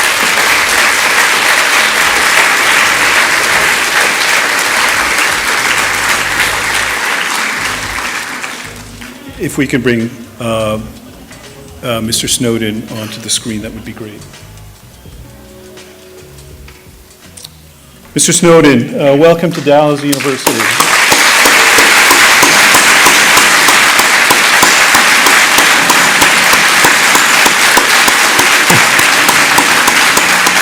Wow. Thank you very much. Mr. Snowden, we've already I provided... can't hear if I have the stage, but I'll presume that I do. First off, I'd like to thank all of you for inviting me here to speak tonight. I'd also like to give a special thanks to Mr. Robert Thibault for everything that he's done, both for me personally and for the families who gave so much to get me to this point where I could come and speak with you today. I owe them a debt that I'll never be able to repay, and I'm extraordinarily grateful for all the work they've done. With that, I'd like to enter into the general remarks, and I know this has been kind of a somber event, but since it's for the benefit of the families and looking forward toward the future, where they'll all join us in Canada, let's think for a minute about what's happening in our part of the world and what we can do to make it better for everyone. And I think the way we have to begin with that is we have to look back. We have to think about where we came from, and we have to think about how it is that we got here, whatever here is. And I think when we look in the early half of the last century, particularly for students, anybody who's interested in science, in engineering, in law, in literature, This was a structural change in the way our society worked and our understanding of the physical laws of the universe. Scientists and engineers, particularly our technological elite, if you will, became absolutely intoxicated by the rapid advances that we were seeing in that day. The developing field of nuclear physics, in particular, just lit a spark in the imagination of a generation. It promised the potential of clean and cheap energy to just completely revise our understanding of what was possible and how we could even heal people, our work in medicine. But our utopian vision for the future is never guaranteed to be realized. And it was not long until the work of the greatest minds of this generation reached what I call the atomic moment, which is somewhat different from what physicists consider the atomic moment. And this is where this generation corrupted, or rather those in power at the head of this generation, corrupted our knowledge, our science, our findings, our tools toward a military purpose. They took our nuclear capability and transformed it into the most horrible weapon that the world had ever witnessed. Today, we're seeing the atomic moment of computer science.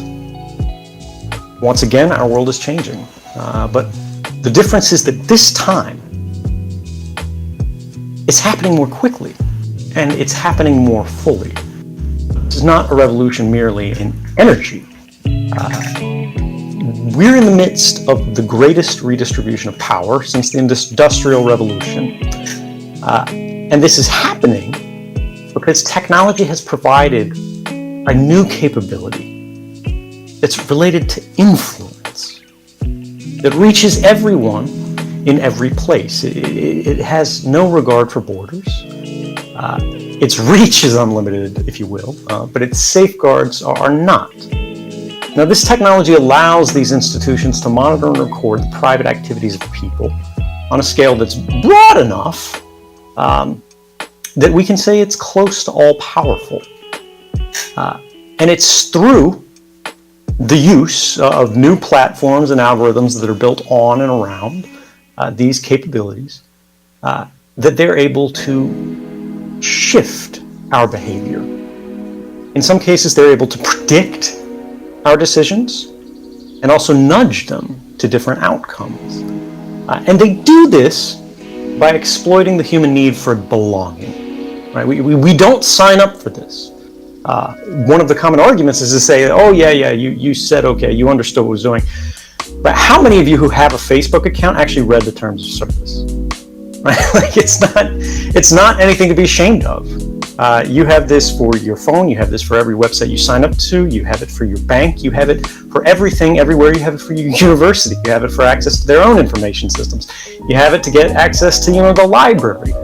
Everything has hundreds and hundreds of pages of legal jargon that we're not qualified to read and assess, and yet they're considered to be binding upon us. And it is through this sort of unholy connection of technology and sort of an unusual interpretation of contract law that these institutions have been able to transform this greatest virtue of humanity, which is this desire to interact and to connect and to cooperate and to share,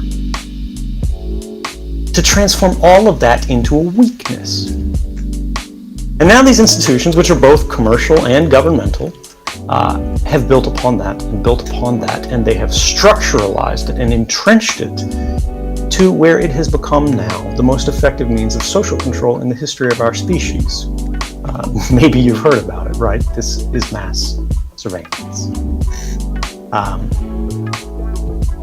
When I came forward to reveal the first system of global, truly global mass surveillance back in 2013, which was being run not just by the United States government, but actually a real-life conspiracy, as hard as that is to believe. It's a real thing. It's in government documents. You can look at it online. Even the White House has refused to deny it. Of a group called the Five Eyes.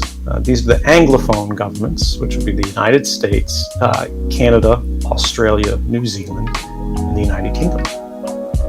And the revelation of this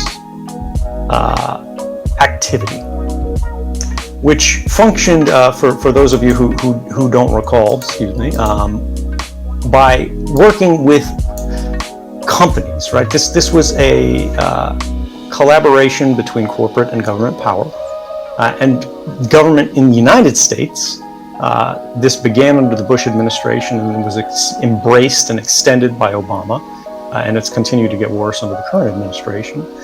They would go to the largest web platforms in our country and in your country and everywhere else. Each government would go to their own, and they would try to induce them into willful cooperation, in most cases beyond what the law required, by appealing to a sense of patriotism or a desire to increase public safety.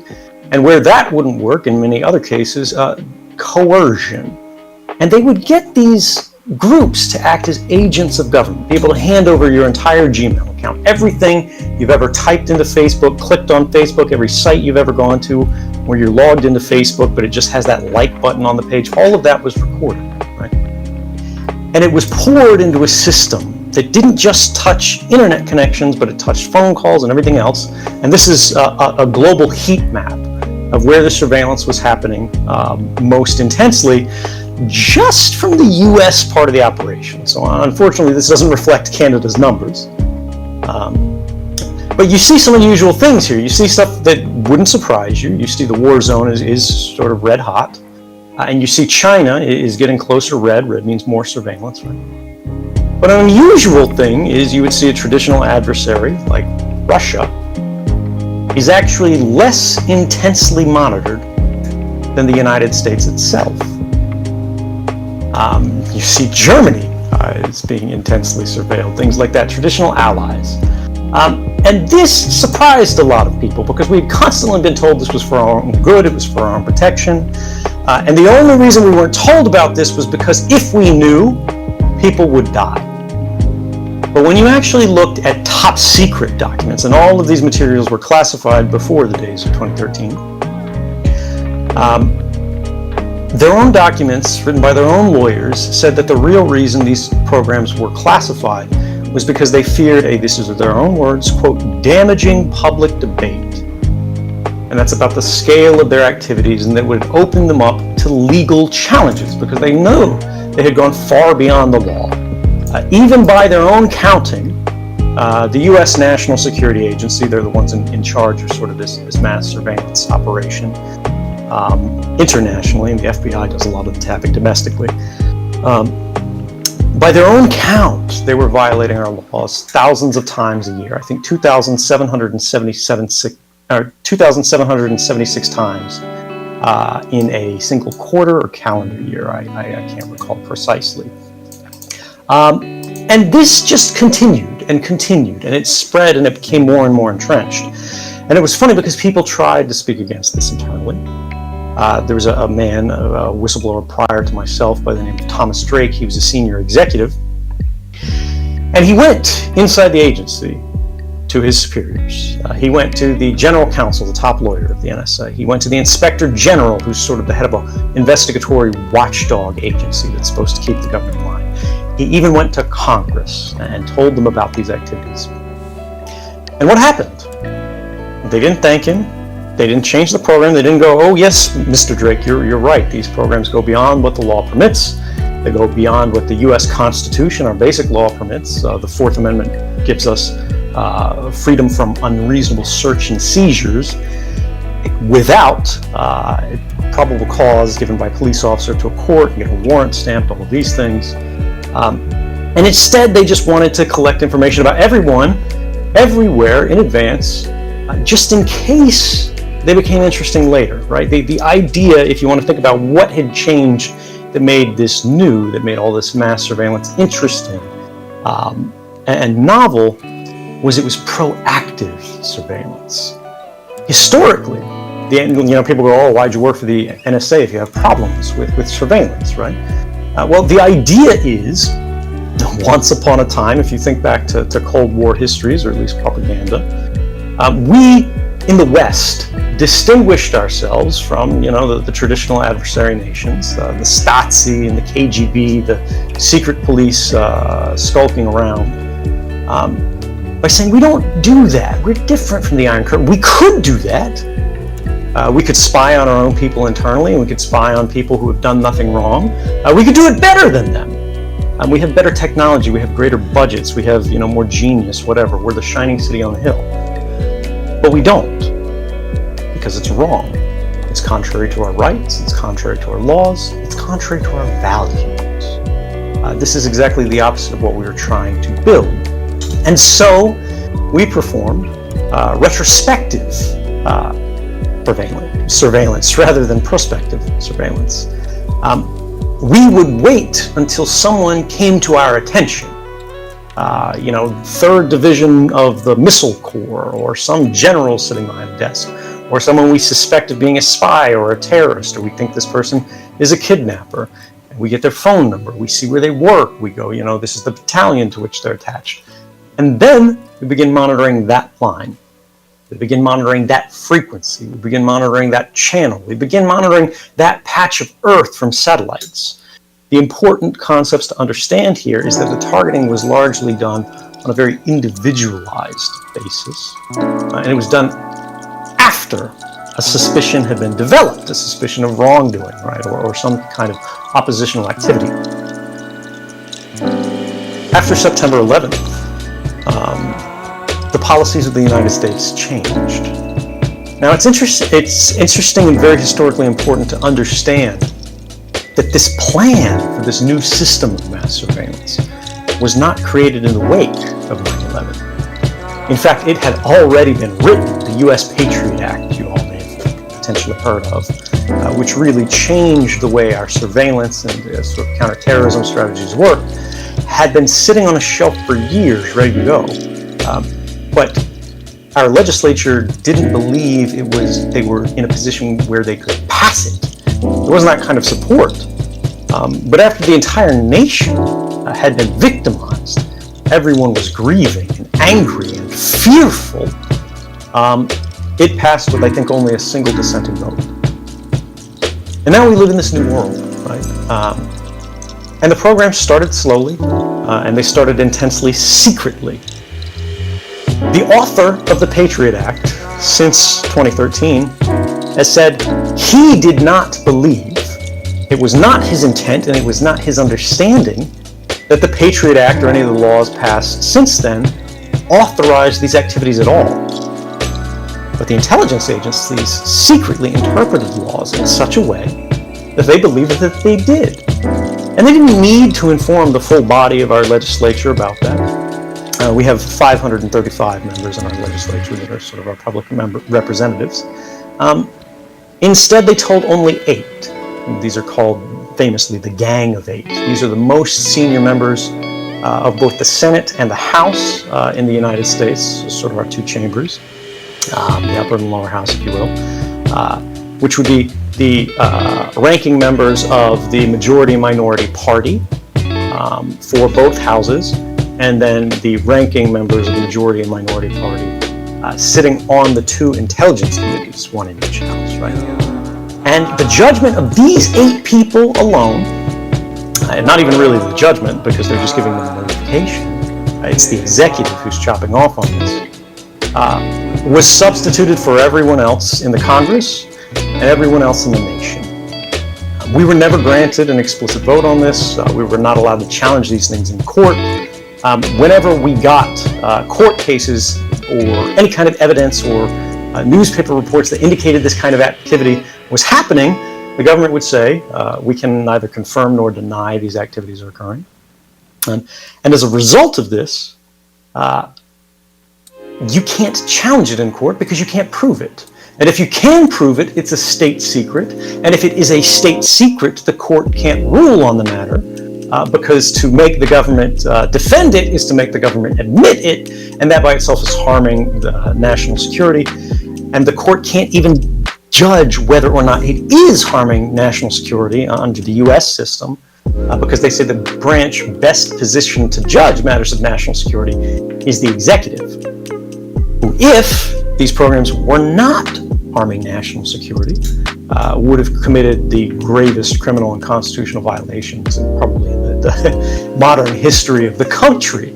And so you could see how it forms a system of incentives that paralyzes the body of oversight, right? And it was only over a very long period of years and years and years that stuff started to come out in bits and pieces. But even I, who had worked as a staff officer of the United States government undercover for the CIA positioned overseas, and then later as a contractor for the NSA, working in government facilities, taking orders from government personnel, working on government equipment, literally pressing the buttons and using the tools of mass surveillance directly with my own two hands, but working for a private company, because in the United States that's just how we do it.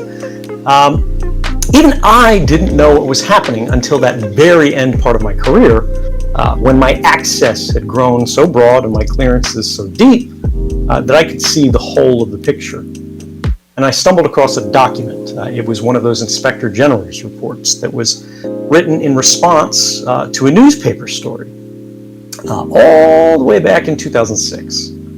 And this was a New York Times journalist by the name of James Risen, had found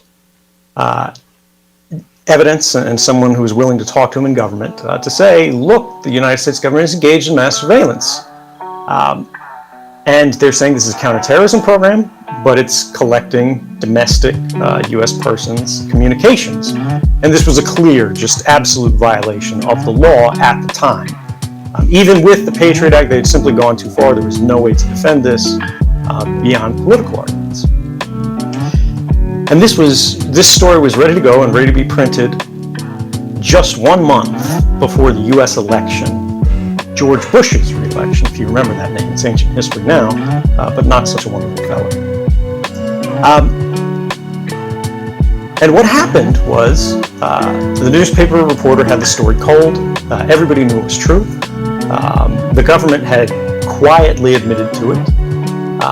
The editor-in-chief of the New York Times, which is the biggest newspaper in the United States, was called by the White House, and I believe actually he had a meeting with George Bush, the president himself, and he said, if you run this story, people will die.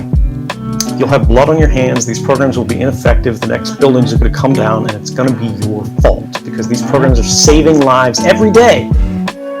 And if we lose them, if they lose their effectiveness, we'll have nothing. We'll be open, we'll be vulnerable. And he believed it. And he spiked the story, and George Bush was reelected by the slimmest margin in nearly any presidential election history, possibly the slimmest, I just can't remember the exact numbers. And then, in 2006, the reporter whose story was killed writes a book. And the New York Times hears about it, and they realize their reporter is about to print a story they would not. And that would be extraordinarily embarrassing, so they print it. And it becomes a massive scandal, a warrantless wiretapping scandal of the Bush administration. It leads to changes in our laws. They instantly passed a stopgap measure, an emergency law, that should have warned everybody something terrible was about to happen, because it was called the Protect America Act. And whenever you see a bill with a name like that, you should be skeptical of it. But sure enough, it passed. And one of the interesting things about that law and the law that replaced it, the FISA Amendments Act of 2008, is that it retroactively immunized all of the corporate partners in the telecommunications industry, the ones who our phone calls transit over, that had been happening, or that had been violating the law plainly, because they were operating only on the basis of a letter from the U.S. government saying, will you pretty please do this? Even though their corporate lawyers said it's illegal if we do this, But they said, well, the president's asking us to do it, so we'll do it. And they did it. The problem was every single call that they collected or every message that they collected under this program was a felony. And the penalty was, I think, 5 or 10 years per violation. And they had committed this crime billions and billions and billions of times. So law passes and wipes away all of the criminality and says it's okay now. And the reason this is passed in the face of a scandal, the whole reason this could go, people could authorize this when they were outraged, because you have to remember at this point, George Bush is a very unpopular president. They all dislike him. But every politician is afraid of being accused of being soft on terrorism. And what they got was they extracted an agreement from the president who would simply say, this program is no longer going to operate. We're going to shut this down. We're not going to do this anymore. Well, the funny thing about this Inspector General's report that I found so many years later, which is published, by the way, in the Washington Post, if you want to read it. It's a very interesting document. It's a secret history of how all these programs came to be. They didn't actually shut it down. The president lied, and the people in Congress who knew about it kept their silence. What they actually did was they took the part of the program that the journalists had discovered and written about, and they shunted that off. But the much larger bulk of the same program, they simply renamed and made even more secret and continued in a new way under a slightly new legal authority under this stopgap measure law that had been passed. What had previously been called Stellar Wind, that was the code name for it, or the President's Surveillance Program, was now split into two. The Terrorist Surveillance Program, which was renamed because the public found out about it and they wanted a nice name for it, and then the President's Surveillance Program, which continued and became the mass surveillance that I eventually discovered and told the world about through journalists. Now, a lot of people will look at this and they'll think about the fact that the government constantly lies when they're exposed. They just find an excuse and they extend these programs, they rename these programs, they keep operating. And this is what we should expect, and this is how it will work, and this is how it is happening. But people become disempowered, they become hopeless, they think it doesn't matter, they think it wasn't worth it, right? I'll never be able to go home again, shy of basically a presidential pardon or a change in law that will allow me to get a fair trial, because for those who don't know, the only reason I haven't gone back to the United States and to face trial for this is the jury is actually prohibited under the laws that I've been charged under from hearing why I did what I did and deciding whether that was right or wrong. There is no way to make any kind of defense that what you were doing was moral, even if it's unlawful, and to have the jury decide that question. But the point is, people get disempowered, right? And they go, it's hopeless, we can't make any progress. But this actually comes back to that atomic moment. All the darkness we see in the world, all the problems with technology, think about the nuclear era and all the harms that visited upon the world, and then think about what nuclear energy does for us today. And I'm not just talking about nuclear power plants, right? I'm talking about our science, I'm talking about the progress that's been built upon it. We have in many ways tamed these forces. We do not control everything, right? And there are still disasters, both of engineering and of judgment. But what I want to point out is that since those stories of 2013 that were on the front page of every newspaper, they were on every news channel, everybody in the room probably thinks Facebook is spying on them, and you're absolutely right.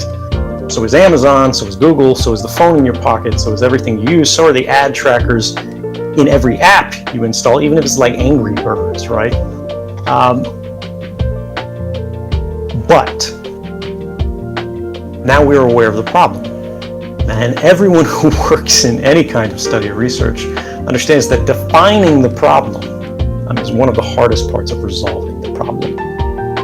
And since 2013, we have seen something of a renaissance in digital security. It was very difficult to get any kind of security research funded or products purchased, or basic changes in protocols and infrastructure and programs and applications, just the whole way the world works. People resisted this quite strongly until they saw how uneven the playing field was. And then they thought, wait, if our governments are doing this, so are adversary governments, right? And if governments can do this today, companies will be able to do this tomorrow. And in fact, governments and companies are constantly vying with each other today to see who can do it better. And most of the government's best hacking tools and technologies today are not developed in-house in the United States or Canada or any other country. They're actually purchased from industry, people who previously worked for government, and then they left and they developed the same kind of weapons, and then we have a new digital arms trade. But this awareness of the problem led to a new effort to resist these abuses and to create new safeguards and new protections. Before 2013, one of the most important stories about 2013 that people hadn't really understood, everyone in academia who worked in technology understood it was theoretically possible and it was quite trivial to do, but we didn't have evidence there was a real world attack that was happening in developed, open, free societies. We thought this was something that belonged to authoritarian regimes. And this is that all of the communications that you're engaged with every day, you send someone a text message, that's going over SMS, right? SMS is unencrypted. You pick up a phone, call someone, that's an unencrypted call, right? When it's going over the long-haul phone network. You to your nearest cell phone tower is encrypted, right? But that cell phone tower is connected via cable to another cable, to another cable, to another cable, to another cable, to a cell phone tower that then goes to that other person's handset, right? Anywhere on those long wires, they can hear and collect a perfect copy of that call. Same thing for your internet traffic. Before 2013, as measured by major browsers like Google, of course, their Chrome browser, something like a third of web traffic was encrypted. Less than half, right? And now, today, the last figure I saw, it was from the end of last year, it was nearing 90%. Now what this means is people's communication, when you went to go check your Gmail box in these early days, anyone between you and the server, right, they could read your email. And this worked for Facebook, right? This worked for search engines. This worked for so many different services. It was only things that really were tied very strictly to commerce, where they were encrypted strongly while they were in transit, right? And what this means is there's two ways basically to get at this data about all of your activities, about all of our lives, right? You can either catch it in transit as it rides over this global network, and back then, all of this stuff was traveling over that road electronically naked, unencrypted. Since then, we've started armoring it. We've clothed ourselves as we cross this hostile path by encrypting our communications by default. But we still have the Google problem. We still have the Facebook problem, right? We still have all of these problems. Amazon runs half the internet now, even though people don't see it because it's on their web services. And what this means is you have these giant silos that are run by corporations where your communications are encrypted while they're in transit across that path, but then they're actually encrypted to Google. And when they reach that destination at a Google server, they're being encrypted with a key that Google holds. Google can now read everything because they want to mine this for data. They want to be able to sell it to their partners and do targeting against you and these kind of activities. And so they want to be able to read it, right? And if they can read it, then other people can ask them to give them a copy, right? So the government just goes to Google and says, hey, give us everything about this person, that person, so on and so forth. Or the government will simply try to steal the key and let themselves in. Or the company will get hacked and then the hackers have it, as we see in all these data breaches that happen. So there's the data at rest and there's the data in transit. And then there's the final sort of model, which is the ideal that we're moving towards more quickly with each passing day, which is where the source and destination of the communication are being encrypted from one point to the other, right? So this is, you're talking to someone on your phone, and you're not using normal SMSs, right? Most people are using a messenger like WhatsApp or Telegram, And these are not that great, right? But they're much better than SMS. Or they're using something even better like Signal by Open Whisper Systems, which means you are encrypting every text message you send, even though you don't see it happening. It just happens in the background. And you're encrypting it not to Google, not to any company, right? You're encrypting it to the person you're communicating with. Their device has a key. Your device has a key. And you basically trade keys, right? And then you use these to lock messages before you throw them over the path. So unless someone has those keys, they can't read them. And this means now, when you move to this new model, the only places these messages exist, the only way your data can be stolen, is that they pull it off the endpoints themselves. They get your cell phone, or they get the cell phone of the person you're talking to, because it's not held by a company in a way that they read. Unfortunately, a lot of companies are resisting this because they want to be able to read this information. They want to value it, or they want to derive value from seeing what you read. Governments are resisting this because they, of course, want to make it much easier for them to see what you're talking about. And then there is a final problem here, which is the metadata problem, as it's described. Metadata is traditionally described as data about data, but that's really not explanatory at all. A better way of thinking about metadata is activity records. But when you have communication, you have two things. Think about an email, or think about a phone call. You have the number that you dial to connect to someone, and then you have what you're actually saying on the call. What you say on the call, the content of that conversation, is the data. The fact that you called this person, the number that you called, used to call them, right? That connection information, the time that you called them, how long the call, the length of the call, rather. All of these things, these properties of the communication, are metadata. There's a funny property of metadata, which is that it's very difficult to encrypt. In many cases, in current protocols, it can't be encrypted and still be routable because metadata is used for routing this. Think about like when you send a letter, the mail, even a postcard, right? You have to put that addressing information on before you hand it to the postman, because the postman has to be able to find where it's going to go. There are ways of routing communications without having this very identifiable, very private, very intrusive metadata. But governments have tried to create a new paradigm, and they've been very successful in the United States. This is the law, where metadata has a lower level of legal protection, and the content of your communication has a higher level of legal protection, right? So if the government wants to, for example, read your email, they might have to get a warrant, right? But if they want to see everyone you've ever called, everyone you've ever written an email to, every time you've connected to a website, what those websites were that you connected to, in some cases, the places you were at when you connected to these, so they're getting location data, the connections of your life, everyone you talked to, when you talked to them, where your cell phone was connecting to, not necessarily GPS coordinates. And this is just because it becomes an ad hoc sort of measure.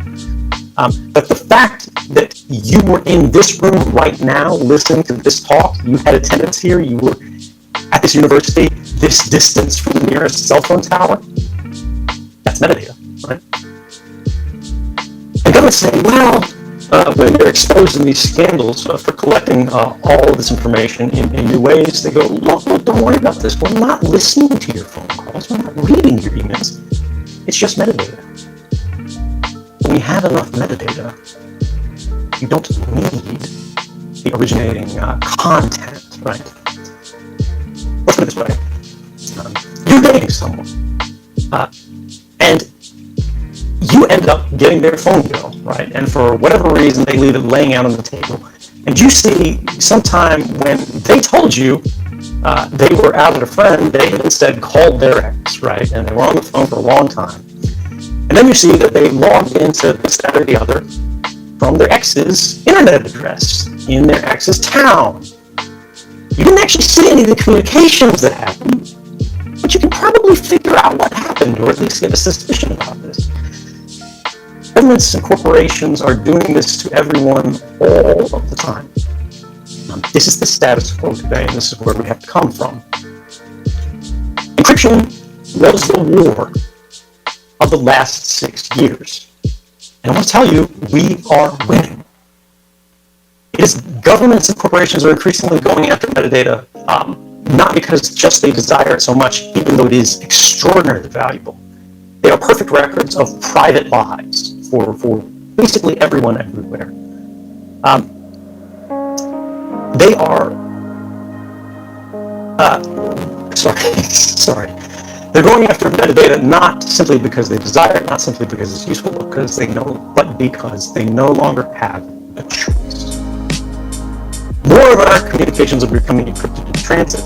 More of our communications are becoming encrypted in ways that are controlled by the user rather than controlled by the company, right?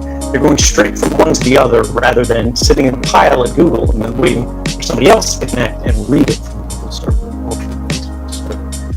And this is a good thing, right? The director of national intelligence at the time that I came forward, then General James Clapper, he's since retired,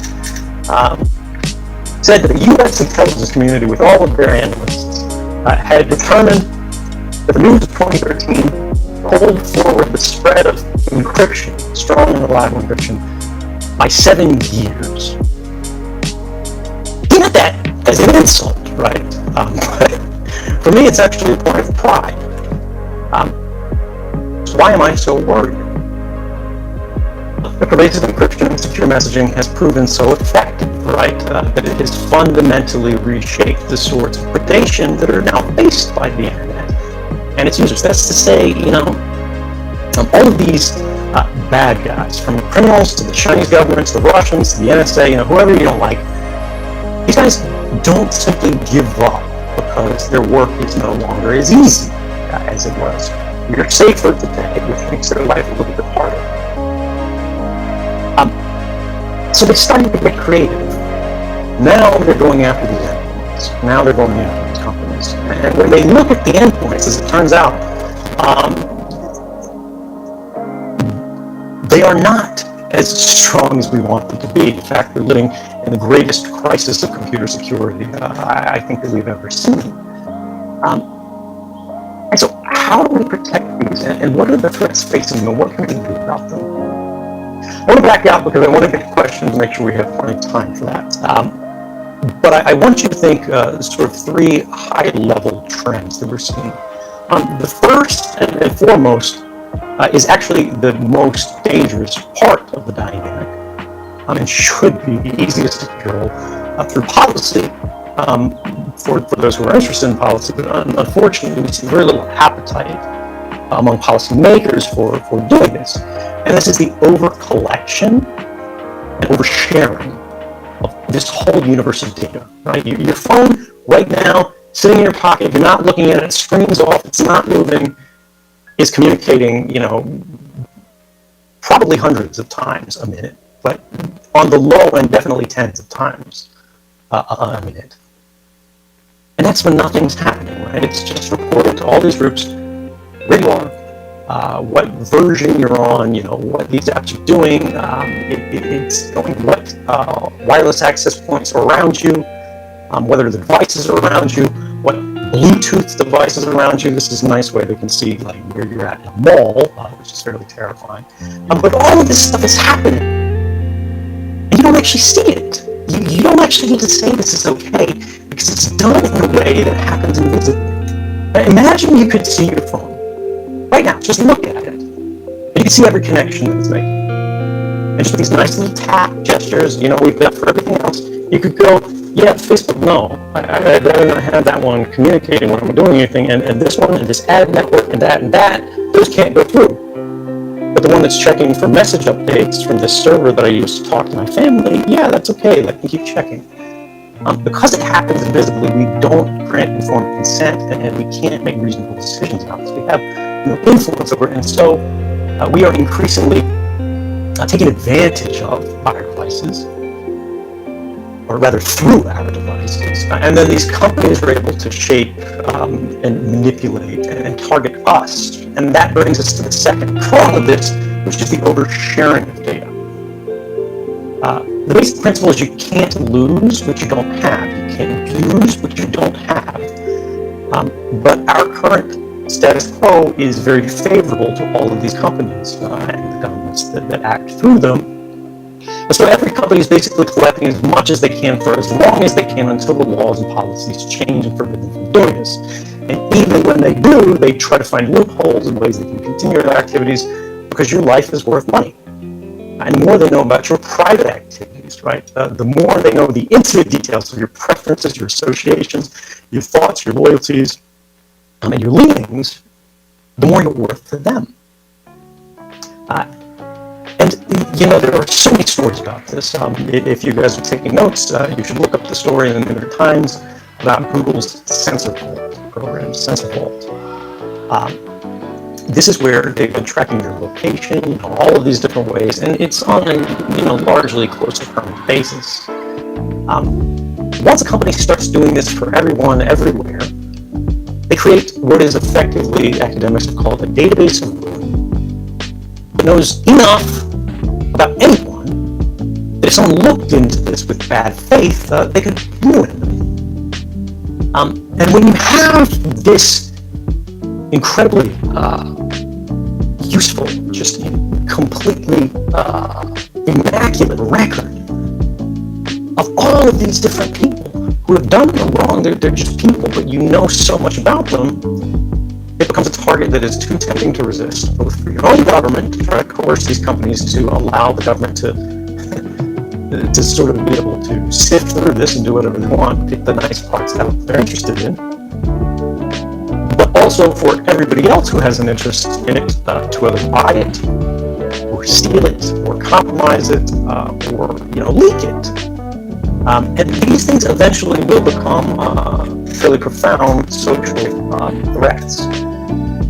Second thing is when we start going, all right, how does this all happen? How does it all connect? I know we didn't go into much depth here, but we talked briefly about the connections, you know, the cell phone network, the internet works in the same way, you know.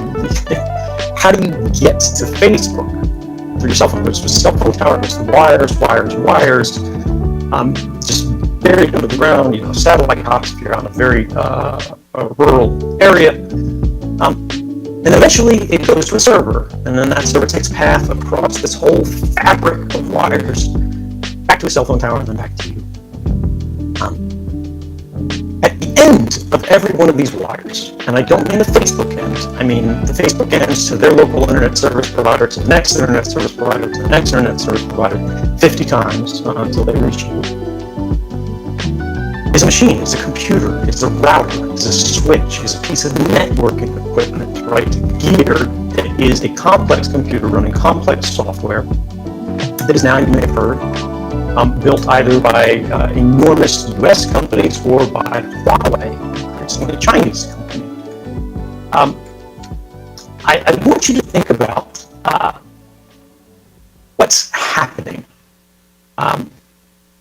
with these changing of generations of technologies, and where our infrastructure creates sort of an analog of that previous generational problem that we were talking about that still very much exists today, just to a lesser extent, which is passive surveillance. Passive surveillance rather than active surveillance describes that kind of just sitting on the wires and collecting a copy of every message that goes over it. If it's unencrypted, you can just read it right off the wire, right? It's great. If it's encrypted, you have a copy of it, but you can't read it until you get the key.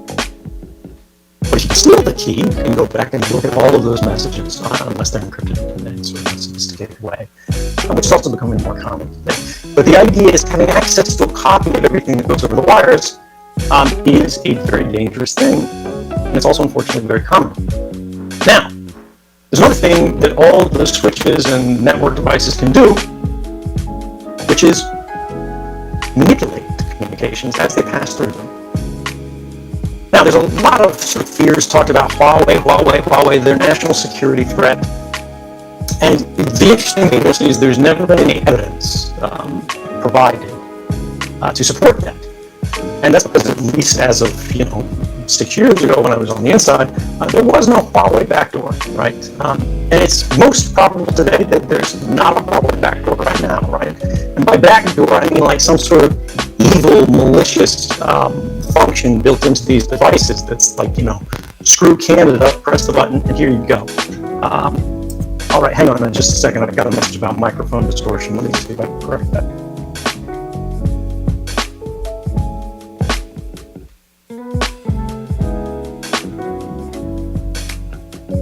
I can't hear myself, so there's no way to test this, but could the technician send me a message and let me know if this is any better?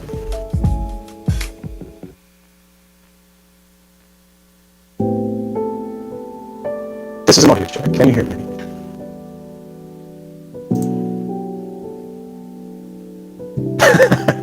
Okay, we're not getting an improvement there, unfortunately. Let me try to reconnect the call, and let's see if that helps.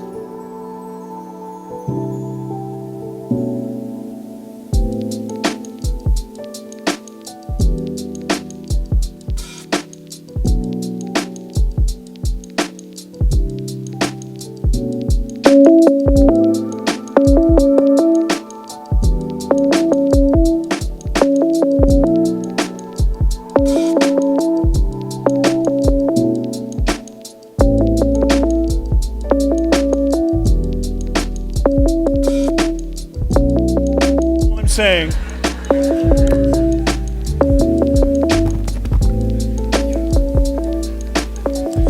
Okay, hopefully he'll get back to us.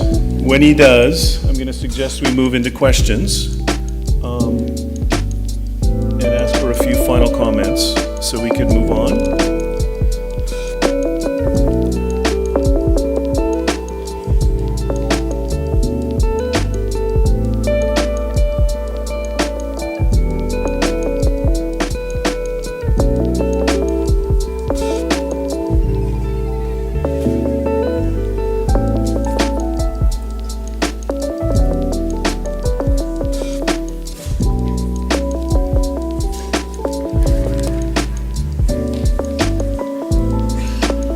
Once he comes back on, let me work through the outline of the rest of the session. We're going to have, I'll start off with a question, and then we're going to go through, I think, about 6 students. Hopefully we'll work our way through about 4 to 6 students who prepared questions, students from across all 4 of the faculties co-sponsoring the event. Okay, this is an audio check. Can you hear me? 109876543221.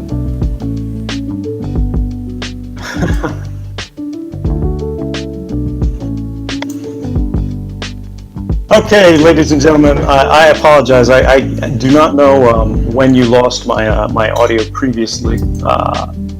So if there's something particular that you'd like me to restate, you can bring me into questions. Otherwise, I'll just come through. Hopefully, we can extend this event for a few more minutes. Ed, can you hear me? Ed, can you hear me? Actually, I could hear that gentleman briefly.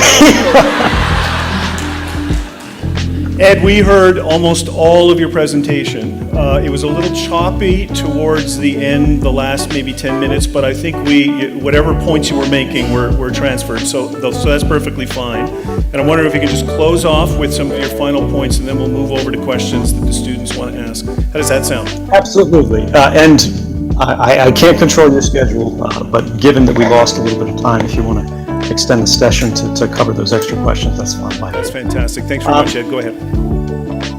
Yeah, so the final points here I was making were about infrastructure, right? And I don't believe that we actually have a known weakness in this Chinese infrastructure, or it would have been demonstrated.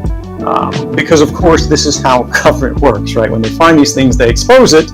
If it's for their adversaries, because it's to their benefit, it increases their credibility. And if you see an absence of that, it's probably because it's not present. However, what they are actually concerned about is something that's more systemic. It's something that's more profound. And this is the idea that the mere presence and control over the infrastructure itself is vulnerability that they're worried about. So many devices nowadays can be updated remotely. They can be sent new instructions, new programming code remotely. These are called over-the-air updates, right? This is how you get a new version of iOS on your phone. It says, hey, update available, download now. It's the same thing for your Android phone. And this kind of thing is being used to control and modify larger kinds of equipment. When we have this sort of activity happening, the problem isn't the infrastructure failing. The fact is that devices operate as a kind of black box to everyone but the manufacturer without an extraordinary investment into reverse engineering. This is done for a number of commercial reasons to prevent sort of copying and cloning devices. But it means the real problem isn't that, a foreign manufacturer could put a compromised device in our network, right, that they shipped over and it's evil. Of course they could, right? We, the United States, you, Canada, do this to other countries every day. Everyone does it. The problem is that our protocols and our paradigms, our architectures are designed in such a way that if there is a bad device on our path, it's a problem at all. We are very vulnerable to this sort of midpoint manipulation.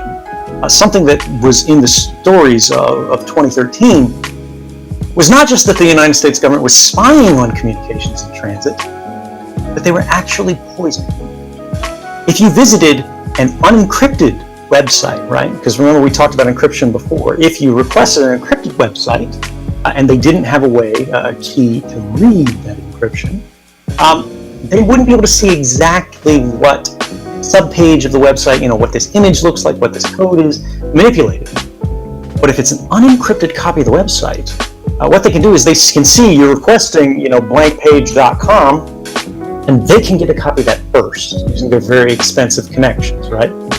They can then take that copy, that unencrypted copy, put a little evil bug in it, right, malicious code in it, and then send it back to your computer as if it was sent to you from the server of blankpage.com, spoofing a legitimate page, and then they've poisoned your computer, right? They've hacked you, basically, and you didn't see it happen. It looks like you just got the normal, ordinary page, and the server doesn't know you didn't get it.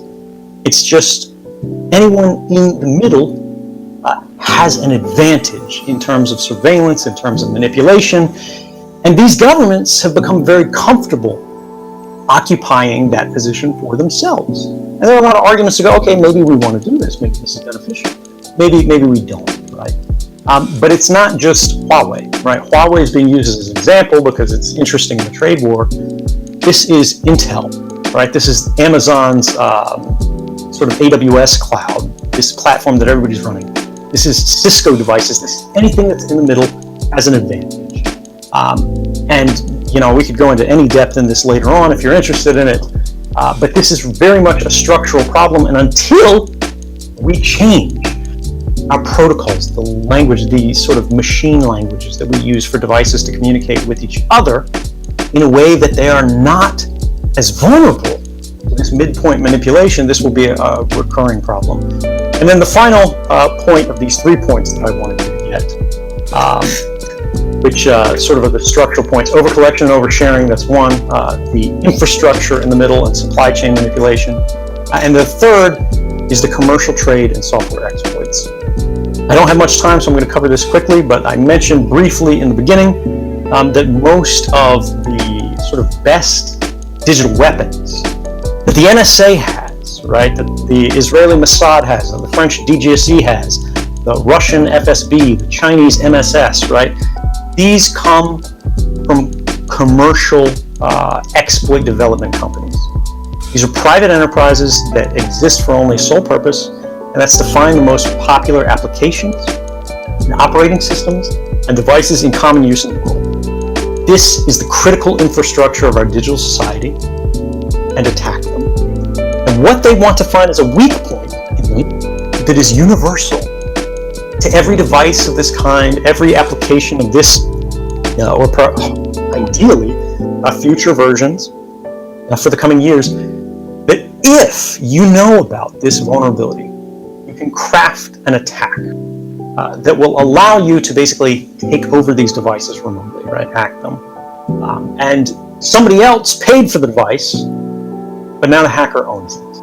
And this is not a small industry. One of these tools was sold by an Israeli company that's owned by a U.S. venture capital firm called the NSO Group, that was exposed by a Canadian research team that, honestly, I have to say is the best in the world at tracking this whole sort of sector.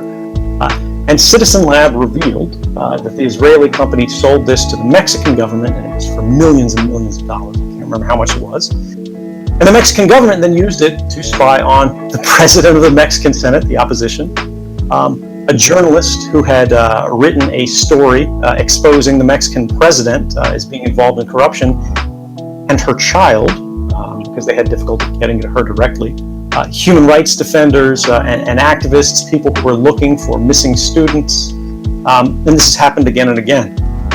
The Saudis bought it, and they used it in the operation against Jamal Khashoggi's friends. Jamal Khashoggi is the journalist who was murdered in Saudi Arabia's Turkish consulate. And the idea here, just to understand this on a policy level, is that this is a policy problem. And it will not be fixed until you lobby your governments to criminalize the trade in exploits. Note that I say trade, not research, not production, right? Neither of which can feasibly be done or really even should be forbidden because they infringe on academic equities, right? And sort of freedom of speech and experimentation. But we can promote legislation that criminalizes the sale of information about any hardware or software vulnerability that has not been reported to the developer of that hardware or software, right? And then we can provide a venue or venues and mechanisms for victims of the commercial exploit trade to win damages in your jurisdictions, both from the company and from those who have invested in it. And the reason this is important, because particularly for computer science students in the room, your code is not secure today, right? You know that, I know that. And it probably never will be, no matter how much you invest in it, whether that's time or resources, particularly if you start a company, because the other developers you work with and you yourself are writing tools, primarily in programming languages that aren't even memory safe. And you're deploying them on platforms that weren't designed for security. And these platforms are being operated by third parties whose activities you are not permitted to oversee, much less influence, right? Even if you throw a few $1 million at somebody who's claiming they have a magic wand to make these problems go away, you'll say goodbye to your money, but you won't say hello to security. It is the ecosystem that is the problem. And it is our decisions as a society that have allowed this ecosystem that is very much poisoned, is polluted and toxic to public digital life to come to pass. But just as decisions got us here, decisions can take us from here to a better and brighter rather than darker future. The last closing point before I turn it over to questions is what we see happening in politics around the world today. There's a rise of authoritarianism that I think everyone can feel in every country. Canada is, in relative terms, doing, I think, much better than the rest of the world, but I know you feel it and are impacted by it as well today. And one of the things that I think is quite chilling is that one of the sort of criticisms that's been brought against me, which I welcome you to bring if you'd like to hear me sort of respond to it later on in the question segment, is that there has to be some accountability to law, right, if it means something. And regardless of whether you think what I did was right or wrong, regardless of whether you think mass surveillance is a violation of human rights, as Europe and sort of every constitutional scholar in the United States and the United Nations agrees, or you think these are sort of necessary vital tools or whatever you have, everyone agrees, or likely many people agree, that I broke a law in the United States, a law that forbids you from disclosing classified information, even to journalists, even in the public good, because that's the law. even if it's bad law, even if it's harmful in its effect and its impact, even if it was passed, as it was in 1917, by President Woodrow Wilson, so he could, quote unquote, crush the opposition to the United States involvement in a very unpopular war at the time. That was the law. And yet we see the same bodies that are supposed to be upholding the law, particularly for, rather than sort of powerless whistleblowers, people at the working level on the lower echelons of society. We see it now with the United States Department of Justice itself, where the President of the United States, just yesterday, we had this sort of Office of Special Counsel that was looking into Trump's sort of rather inappropriate activities since he's become president, and looking into obstruction. And Special Counsel said, if we had had confidence that the president had clearly not committed a crime, we would have said so. But they didn't. With the implication, of course, that they believed that he had committed a crime, that the President of the United States, the highest official in the land, had violated the law. And yet, because of the Department of Justice's internal policies, not even laws, mind you, but their internal policies, the special counsel felt that charging a sitting president was not an option that was available to them. And so this is the Department of Justice saying that there are people, at least in the structure of the United States government, who are functionally above the law. And this is a dangerous thing, because I don't embrace the idea of violating the law lightly. That might sound a little bit ironic to you, given my background, but the reality is I thought long and hard. Over a very long period, it happened at great risk, and I worked very hard to make sure that no matter what I did, no matter even if I was completely wrong, if I was out of my mind, didn't understand how these programs worked, my political biases and the risks that I took and assumed for myself and through my actions could have affected society would be mitigated by the judgment of others. That's why I have never published a single document. I gave them to journalists. And journalists made an independent editorial judgment on whether these documents were in the public interest to know. And only then would they publish these documents. Only then would they make them known. And even in that case, they went to the government in advance of publication and gave the government a right of reply to go, did we understand this? Did Snowden understand this, right? Is this harmful? Is this going to get someone hurt? Is this a useful and effective program? And even knowing the government lies, they gave them this option, and in all cases I'm aware of, this has been followed. This is why now in 2019, even though this was one of the widest disclosures of classified information in U.S. history, and the most highly classified of them, no one has died. And in fact, if you rewind all the way back to the beginning of this talk, that mention in 2004 where the president calls the executive editor of the New York Times and says, blood on your hands if you publish this story, they're saving lives. In the wake of the 2013 revelations, then President Barack Obama appointed 2 independent commissions to investigate these programs and the allegations I was making to defend his administration against them. They were given complete access to classified information, to interview the directors, CIA, DIA, NSA, whoever they wanted. And the very first program that I revealed, and the most controversial one that has since ended, and long story we won't cover here, said, although this program had been operating for more than 10 years, going back before the Bush administration, after the Bush administration's sort of warrantless wiretapping scandal, they said it had never made a concrete difference in a single terrorism investigation. It had never saved a single life, and moreover, they said, even in the parts where it did have some peripheral value, the government could have gotten it anyway through traditional means of investigation, because by the time these programs were useful, the government could have already gotten a warrant. And the reason that I bring all of this together is to say that, look, the law is endangered, and it is a very difficult challenge. There are just laws, there are unjust laws. But we need to remember the difference in the balance of power between ordinary people, between private citizens and public officials, right? When the highest among us are held to the lowest standard of behavior. And the least of us are held to the highest scrutiny. Where does that lead us? When we have this inversion where the government knows everything about us, we know nothing about them because of state secrecy, where does that lead us? And when the laws that for so many years have been at least intended, or we hope engineered, to protect us, are increasingly being used to violate us, where does that lead? I would say to you, ladies and gentlemen, don't take it lightly whenever you run into conflict with the law. But remember that what is legal is not necessarily moral. That is not the determinant of right and wrong. And sometimes, ladies and gentlemen, the only moral decision is to break the law. Thank you very much.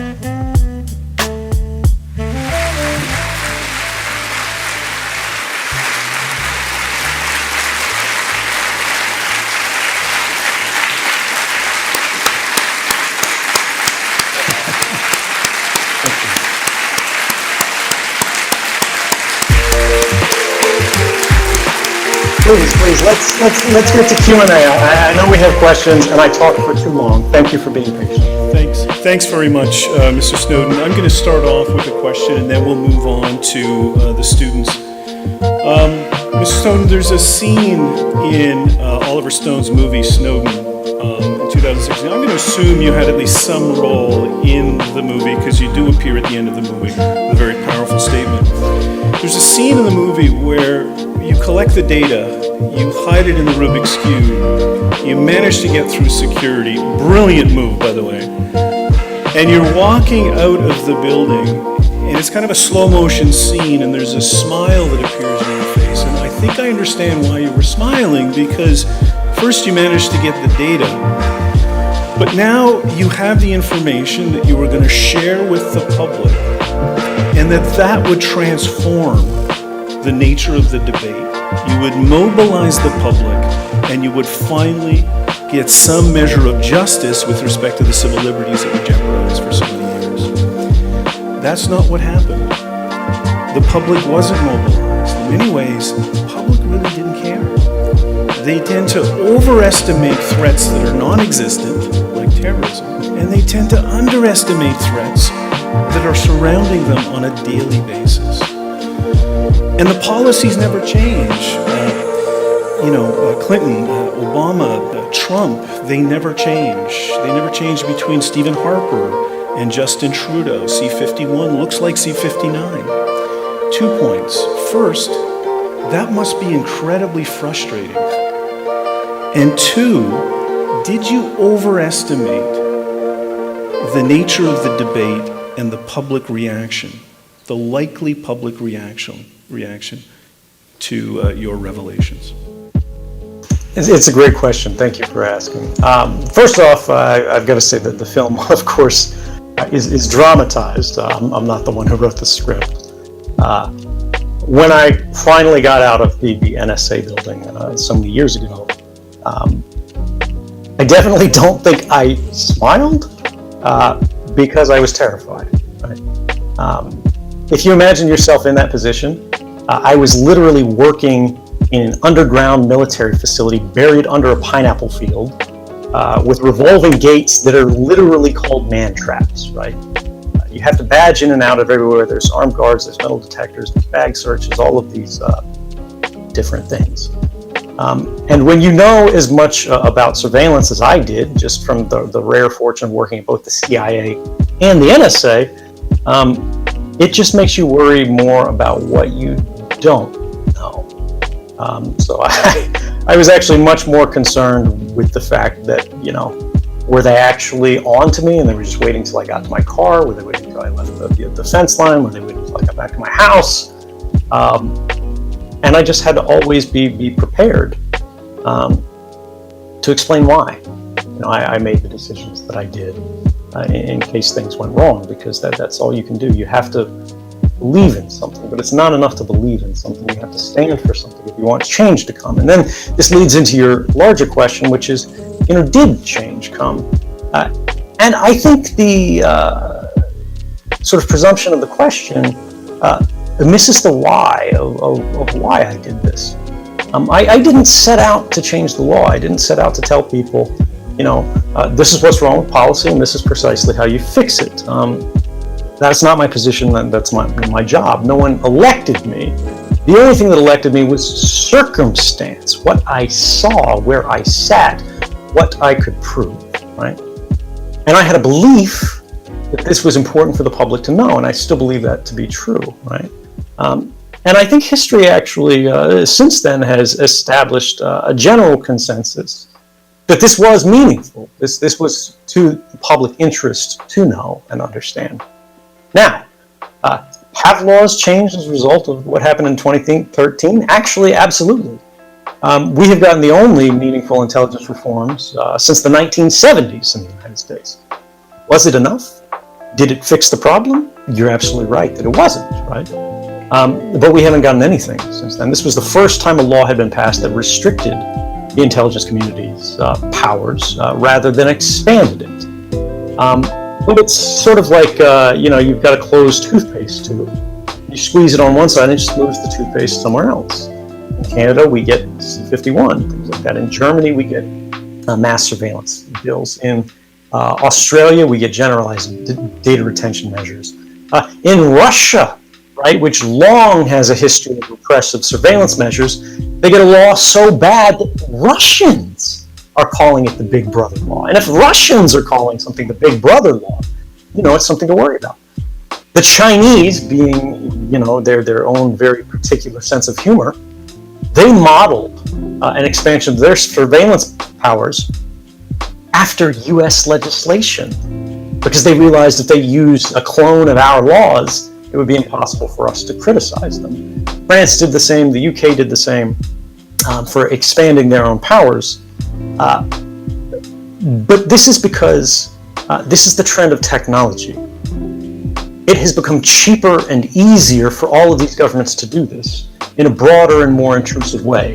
And the only restraints that we, the people, can impose upon them are either policy-based, through people sitting in agencies, right, agency staffs and chiefs, and these are very much political animals. They get to these positions of decisional authority through a certain level of ambition, which makes them answerable to the actual political figures above them. And the political figures have no appetite to impose the kind of restrictions that the public needs upon these agencies, because they're worried about unfair criticisms, right? They're not worried about good faith debates, because those don't exist in the modern political context. They're worried about the bad faith, distorted out of context attacks that will say, they're hugging terrorists, and whenever some psychopath pulls out a knife and, stabs people in the supermarket or drives over them with a car, they're going to say it's this senator's fault, or this member of parliament's fault, when of course it's not. And this is the thing. We can't abolish crime. And we need to remember that terrorism itself is a crime. But we can combat it without destroying the rights that we are trying to defend from these criminals. And this is what I think is what we've seen since 2013, and why I remain optimistic despite all of these negative trends. Is that if you ask people, particularly young people, do they care about privacy? They actually care more about particularly digital privacy than the older generation, because they know what it looks like when it goes wrong. Everybody in this room right now probably has a friend who had a photo of them, when they were drunk or otherwise in an embarrassed or compromising position, that was posted on social media without their consent. Right? And it either lost them a job or got them in trouble with their parents or their significant other or any of these things. And those are small stakes, but they're very personal, right? And it makes them understand the problem is very real. And the funny thing is, when we talk about changing the structure and the fact that yes, 2013 didn't wave a magic wand to reform and bring us into the utopia that we all dream of, it did let us take a step forward to a common understanding of facts. Right? Regardless of whether people are conservative, regardless of whether they're liberal in their political leanings, they do understand they are being spied upon. And not just by their own government, which they might trust, right? But every other government and companies that they don't trust. And when we look at all of this, and we start to develop a common understanding, and we start to at least agree that these are things that we dislike, but we don't feel that we can control them, it brings us back to that moment of the Patriot Act, right? The government had a plan. They had a desired set of reforms that they couldn't institute because they didn't have an opportunity. We, the public, have a desired set of reforms that we cannot realize. Because look, even if you pass the best laws in the world in Canada, it's not going to do anything about Facebook. Facebook doesn't care about your laws. They don't care about the EU's GDPR, right? They're dancing around it, but their site right now is in flagrant violation of the GDPR, right? Which threatens a 4% of global revenues penalty, which is staggeringly high in this context. But they haven't made their site compliant, right? Because they know they can drag it out through the legal system for 10 years, and by the time anything's found against them, the laws will have been changed, they'll be on to the next round. However, eventually we will reach a point of crisis. And this is when all true reforms come forward. It's when they push one step too far. Because all of us may have different opinions, we may have different sort of strengths with which we feel this, we may have different levels of commitment to which we're willing to oppose this. But we all share an understanding and a sense of violation, an understanding of what belongs to us, what is our private space. And even if we have nothing to hide, right, even if we are the most ordinary person in the world, we still feel a sense of intrusion into our dignity that I think we are offended by. And so when we say, the problem hasn't been solved, I say, yes, you're correct. The problem hasn't been solved yet. But we have a long time ahead of us. Thanks very much. First question is from Emily, third-year computer science student.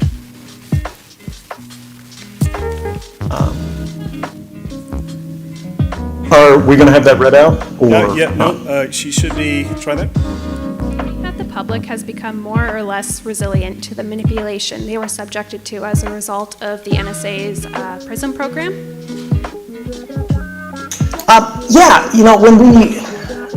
When we look at the difference between sort of then and now, there was an astonishing reaction to the idea that President Barack Obama, who, by all polling at least, was a very respected and relatively trusted American president, using these tools of mass surveillance against everyone, sort of everywhere, even against his closest allies. A story came out at some point that even said he was spying on Angela Merkel's phone calls, right? Like as if she was a terrorist. And they had a very close relationship. They embraced him. They were in public events. And it was perhaps the largest scandal of his administration. If these programs had been revealed under a President Donald Trump, it is my belief that Donald Trump would no longer be president. The only reason we had a response that was in any way tempered in 2013, it was because of a general faith in the basic goodness of the system of government and values of the United States, which is funny because in some parts of the world, that's a laughable thing, almost an offensive thing. But to many, particularly in the developed, influential parts of the world, the elite segments of opinion, that's taken to be sort of an unquestioned thing. I don't believe that today we still have that same status quo. Thanks very much. Trevor Rose, third-year Faculty of Arts and Social Science student.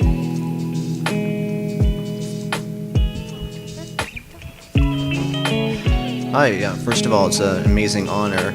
I'm just wondering, how do you think that the focus on you and other whistleblowers as cultural and political icons has affected attitudes toward whistleblowers and just the general need to hold powerful entities accountable? This is a good question, but it's a very difficult question. Thank you for asking it. I think when we look at the public attention on whistleblowers, the message is very much mixed. At least in the United States, we have Chelsea Manning, who revealed U.S. war crimes, like unlawful killings of civilians and journalists, the unethical and unlawful treatment of detainees in Guantanamo Bay. People have forgotten about that, but much of that reporting was informed by the work of Chelsea Manning and then WikiLeaks. And then we go on and we go into the future. We see the stories of people like Daniel Hale, who was just arrested as what the DOJ alleges is a source of reporting about the U.S. drone program and extrajudicial killings there. When we talk about Terry Albury, who was arrested as a source of reporting related to the FBI's sort of abuse of racial minorities in their investigation practices. When we look at Reality Winner, who revealed a single document, according to the government, from the NSA on the day former FBI Director James Comey was fired by Donald Trump, showing what the NSA analysts presumed to be, or assessed to be, Russian targeting of U.S. electoral infrastructure, which is a story which is actually very poorly covered in the United States media relative to all the other sort of allegations that have happened in that sphere. She got the longest sentence of a civilian whistleblower in U.S. history, I believe, 63 months. So Chelsea Manning, who was sentenced to 35 years, she was in the military, so it was a slightly different system, was then had her sentence commuted by Barack Obama after 7 years, was held in conditions that the United Nations considered to be equivalent to torture. And then you see the case of myself, where I'm exiled, right? I was trying to go to Latin America, and the United States government canceled my passport when they heard I had left Hong Kong en route to Ecuador. And I applied for asylum in 21 different countries around the world, I think one of which was Canada, but also Germany, France, places like that. And none of them have been willing to let me come. So we see this larger awareness of whistleblowers. At the same time, we see an increasing sort of crackdown on them, both by the United States government and, very unfortunately, their allies. And I think it's a very dark thing, sort of a cruel irony. The idea that the only way an American who can reveal, or who has revealed, uncontroversially, criminal acts by the United States government in violation of human rights, not just in the United States, but around the world, is not safe in Canada or Europe. I think that's a dangerous thing, and while the increased awareness of it and sort of public understanding of the importance of access to not just true, but provably true facts in a paradigm where everybody's talking about things like fake news is a very powerful force. But I think it's very important that we, as the public, look at all of these whistleblowers who are being jailed, right? And who are in circumstances that are very much worse than my own, and we support them. And this, just to bring it back to the reason that this talk is, for the benefit of which this talk is being held. The families who helped protect me, right? When I was in Hong Kong and I had nowhere to turn, I knocked on their door, and they opened it and they welcomed me in when they had nothing. I was incredibly vulnerable. They knew it was a dangerous situation, and yet they still helped me. When we look at the concept of sort of whistleblowing and where it's going, I think as long as there are people like that still in the world who are still willing to stand up, we still have a chance. Mr. Snowden, I think it's probably around 4 o'clock in the morning, and you've already spent quite a bit of time crystallizing for us the nature of the problem. I'm going to try to squeeze 2 more questions in and then make some closing comments. How does that sound? Sure, I'll try to be brief. If you want to get in one more, I'll make the time for you, but I understand people probably have classes to get to. Fantastic. Next student is Nicholas Murray, second-year Bachelor of Science student. Hi, Mr. Snowden. Thank you for having this talk tonight. It's amazing to be here. My pleasure. Thank the people that are here. So I'd just like to ask you, across the West, and you alluded to this in your talk, right-wing populist parties are coming into power, such as in Austria and Hungary, and they're using fear-mongering of terrorism as one of the ways they can gather support, notably amongst young people. I'm just wondering if the progress that you've made, if you think that the progress that you've made and other whistleblowers have made in making the public aware of the mass surveillance problem, is there a threat to that progress made by these populist parties? I think it's not really about the progress made, by myself or whistleblowers. It's about the progress made by free society more broadly. There is the idea of progression and regression, right? And we are very much in a regressive moment, strictly when we're talking about public liberties, right? Even if you support these parties, we don't have to say these things are bad, even though I very strongly disagree with these authoritarian leanings that we see spreading so broadly across society. But let's say you're one of the people who happen to be sympathetic to these. Many of these people consider themselves to be patriots, right? Many of these people believe themselves to be protecting their homeland.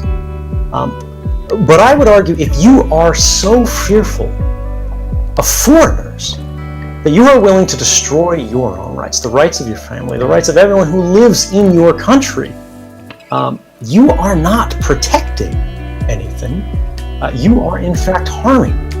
And if you want to be strong, if you want to be courageous, if you want to be powerful, if you want to be able to hold back the dark tide that you fear so greatly, the way that you show strength is not through fear, is not through a closing off, is not through sort of a retracting into your shell until you hope the problem goes away, but by showing resilience, by showing that even when there are bad people, even when there are criminals, even when there are psychopaths and all the people you disagree with and actually terrible people out there,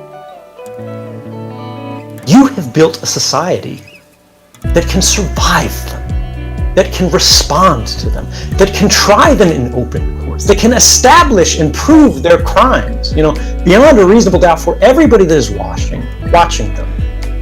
And they can then imprison them, punish them for the violations that they've shown, because you have built a system that is stronger than yourself. Right? If you can't have faith in your country, if you can't have faith in your system that is greater than your fear of someone who doesn't look like you,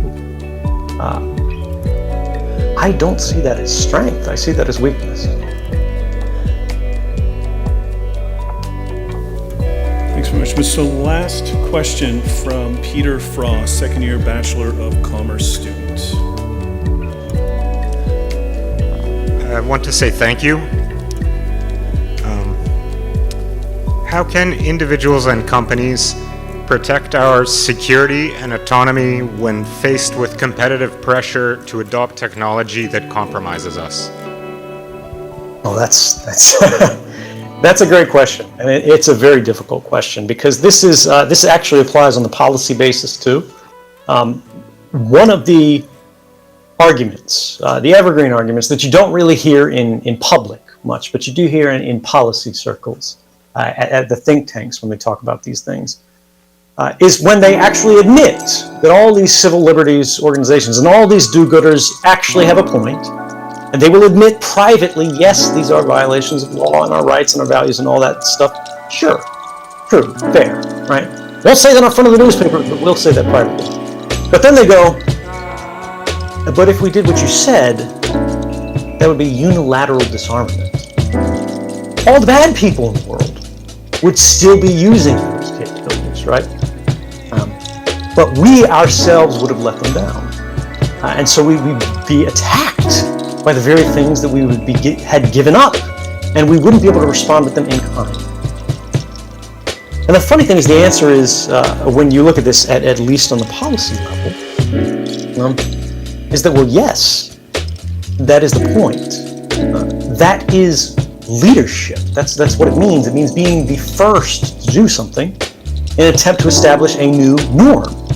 And then you punish infractions, violations of that norm. And we have seen this happen in the last century in the context of nuclear arms, and in fact, it has been effective. There are many countries now that possess nuclear arms, and yet all of them are afraid to use them. Even more companies possess biological weapons, but all of them fear to use them. When you create a new weapon, when you create a new tool, when you create a new thing, a new capability, there are really two questions to be faced. One is, can you do it? And that's the one which, of course, many people are sort of seduced by. But then there is the other side of that, which is, could you do it? And that's a very different question. And so the way of looking at this is that right now it is difficult, particularly in the commercial space, to give up this free stream of money. Because look, whether you are in charge of a website, whether you have a game, a network, anything, anything that involves a mass audience, if you abuse your audience, it is actually more profitable now than treating them respectfully and with dignity. And if that is the case, of course, the incentives appear to be in that direction. But there's short-term gain and long-term gain. And I think because the pendulum is pinned so far in one direction in our historical moment, it is very difficult for us to imagine any other possibility, what it would look like in a different way. And I think the biggest missed opportunities today are those who are not looking at how do they compete in the current paradigm while giving up these capabilities, but how can one profit from destroying their competitor's paradigm? Because if you destroy the business model of Facebook, if you destroy the business model of Google, if you destroy the business model of all of these commercial and government methods of abusing people at a global scale, right, for personal privatized benefit, if you make that impossible, you will be not just rewarded, you will be applauded in a way that I think will be truly historic. Thank you.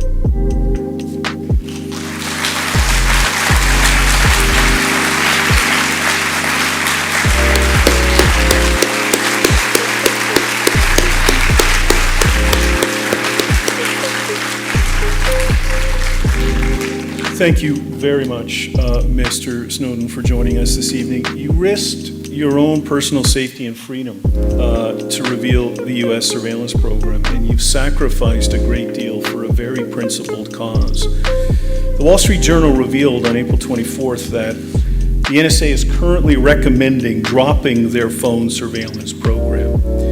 At least with respect to the phone surveillance program, the NSA now sees no compelling value-added justification for the program when compared against the costs and the enormous consequences that you outlined tonight. On April 25th, you tweeted, "First they laugh at you, then they fight you, then they admit you were right all along and maybe shouldn't have been violating everyone's rights in the first place." These are very positive signs that your sacrifice succeeded in pushing us in the right direction. A pretty clear indication that your efforts are paying off. So on behalf of the faculty, students, alumni, members of the Dalhousie community, everyone attending tonight and watching online, I want to thank you very much for your sacrifice and for joining us tonight.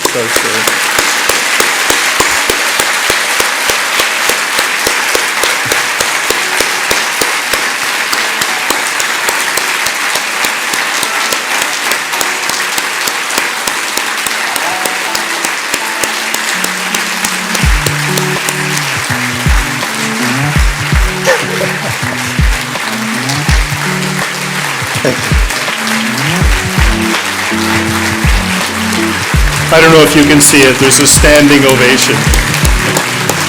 Thank you so much.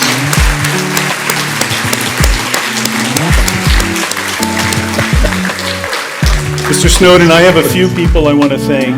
I don't know if you want to go to bed or stick around for those thank yous, but I'll leave it to the tech folks to either keep you on or turn you off, but I'll take your lead on that. We'll step out now so you can Fantastic. Thanks again, Mr. Snowden. Thank you so much for all of your time, and thank you everyone for your support of the families. And please, please, the last thing that I have to say is so many people when they see me go, they tell me, be careful or good luck. And I don't want you to be careful, and I'm not going to be careful. I want you to be free and stay free. Thank you so much, and good night.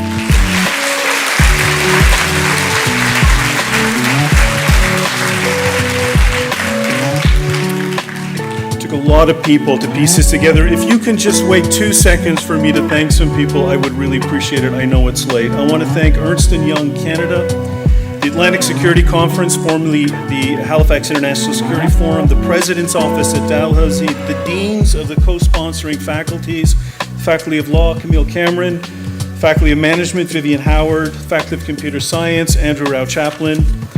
I want to thank the Dalhousie's Office of Advancement, Barrett Hooper, Kirsten Tobin, Sarah Dawson. It has been an absolute pleasure working with you on this project. I want to thank our volunteers very quickly, Kim McDonald-Windsor, Allison Langell, Jesse Ross, Marilyn Lane, Stacy DeMolitor.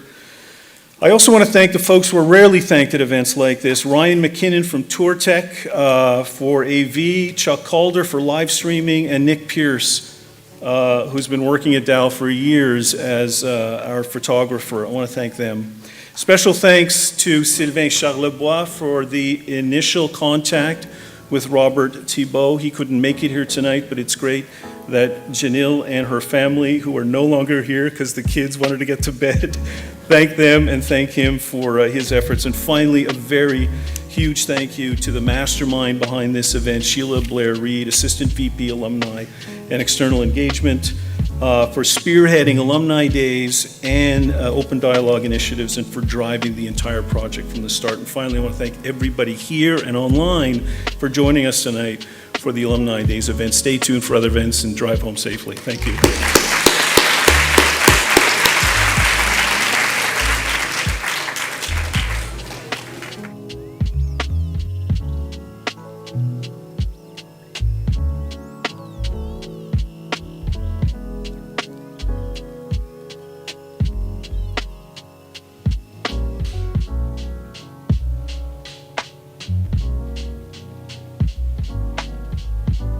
I can hear you. Can you hear me?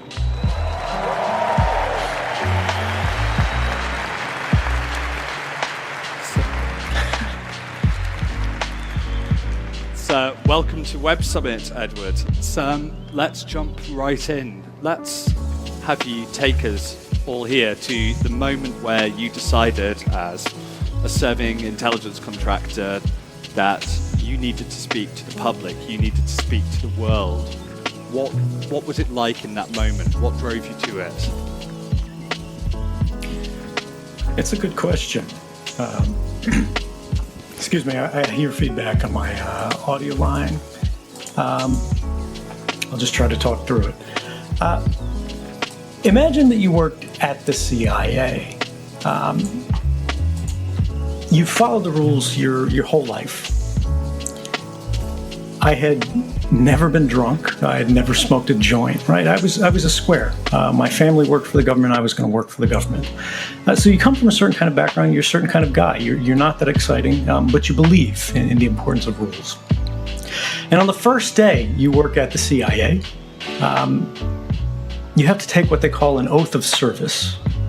It's a very solemn vow in a dark room, flags all over the place, with everybody else that's entering government service at the same day. And here you have to swear an oath to support and defend not the agency, not a secret, not even a president, but the Constitution of your country against all enemies, foreign and domestic. Now, fast forward many years, after you've signed something else, what's called Standard Form 312, a classified non-disclosure agreement. It means you won't talk to reporters. And many years later, you find that what you are doing, what everyone at your agency is doing, is a gigantic conspiracy to violate precisely that oath you took on the very first day. And this is what I struggled with for many years and eventually drove me forward, is what do you do when you have contradicting obligations? To what do we owe our greater loyalty? To the founding documents of our society, to the Constitution, or to Standard Form 312? For myself, the answer was clear. And when the government can act behind closed doors, when they can change the game without our knowledge and consent, I believe the public has a right to know about that. Now, when you made that decision to pick the first loyalty to the US Constitution, to the world's public, what was, you handed over lots of documents to reporters and they spent months and years reporting. Now, no one's going to remember every story, every line. What was the message that you wanted the US public, the publics of the world, to take from what you saw and you disclosed? There's two large ones. One is technological and one is democratic. When we talk about technology, the primary distinction, the thing that drove me forward, the thing that chilled me, is that intelligence collection and surveillance more broadly was happening in an entirely different way. It was no longer the targeted surveillance of the past, where the police or spies went, we have this person that we suspect is up to no good, and so we're going to sneak into their home or their office, we're going to plant a bomb, we're going to go to the phone company, and we're going to tap their specific line. We're going to listen to a link that they talk to bad guys with. Instead, they began watching everyone, everywhere, all the time, saving as much information as they could, even for people who had done nothing wrong, even for people who were not suspected of doing something wrong, simply because it could eventually be useful. Or maybe they wouldn't get a chance to catch it later, so they would prospectively begin surveilling people before they had broken the law. This is what I call the creation of the new permanent record. Systems were being created that did this all the time in the background, and nobody in a position of power tried to stop it because it benefited them. And this is what brings us to the democratic problem. The law didn't matter. The courts didn't matter. Your rights didn't matter because the system had redefined and compromised them and what they meant in absolute secrecy. And this leaves us with the question that I think we are still dealing with today. What do you do when the most powerful institutions in society have become the least accountable to society? And I think that's the question that our generation exists to answer. 2013 was a long time ago. 6 years and the world has moved quite a long way. It's not just the US president that has changed, though maybe people will feel different about the surveillance powers that has. We have seen our attitudes to tech change. We've seen the giants change. We have seen far more activity from Russia, from China, from other countries. Do you think the huge debate, the huge conversation that you started, how do you feel about the state of that 6 years on? Have we moved forwards or are we moving back? Yeah, no, I think it's a good question. And this is really the subject of the memoir that I just wrote. That the day I published it, the CIA and NSA sued to try to keep people from reading because they don't like books like this being written. I feel, looking 6 years on, that the world is changing and we are at a point of primary vulnerability. But I think as much as we see the anger rising, as much as I think we see awareness of problems beginning to develop, people are quite frequently mad at the right people for the wrong reasons as they see this increasing predation on all of us publicly through these systems, whether we're talking governmental or corporate. Yes, these people are engaged in abuse, particularly when you look at a Google, an Amazon, a Facebook. But their business model is abuse. And yet every bit of it, they argue, is legal. And whether we're talking about Facebook or the NSA, that is the problem. That's the real problem. But we have legalized the abuse of the person through the personal.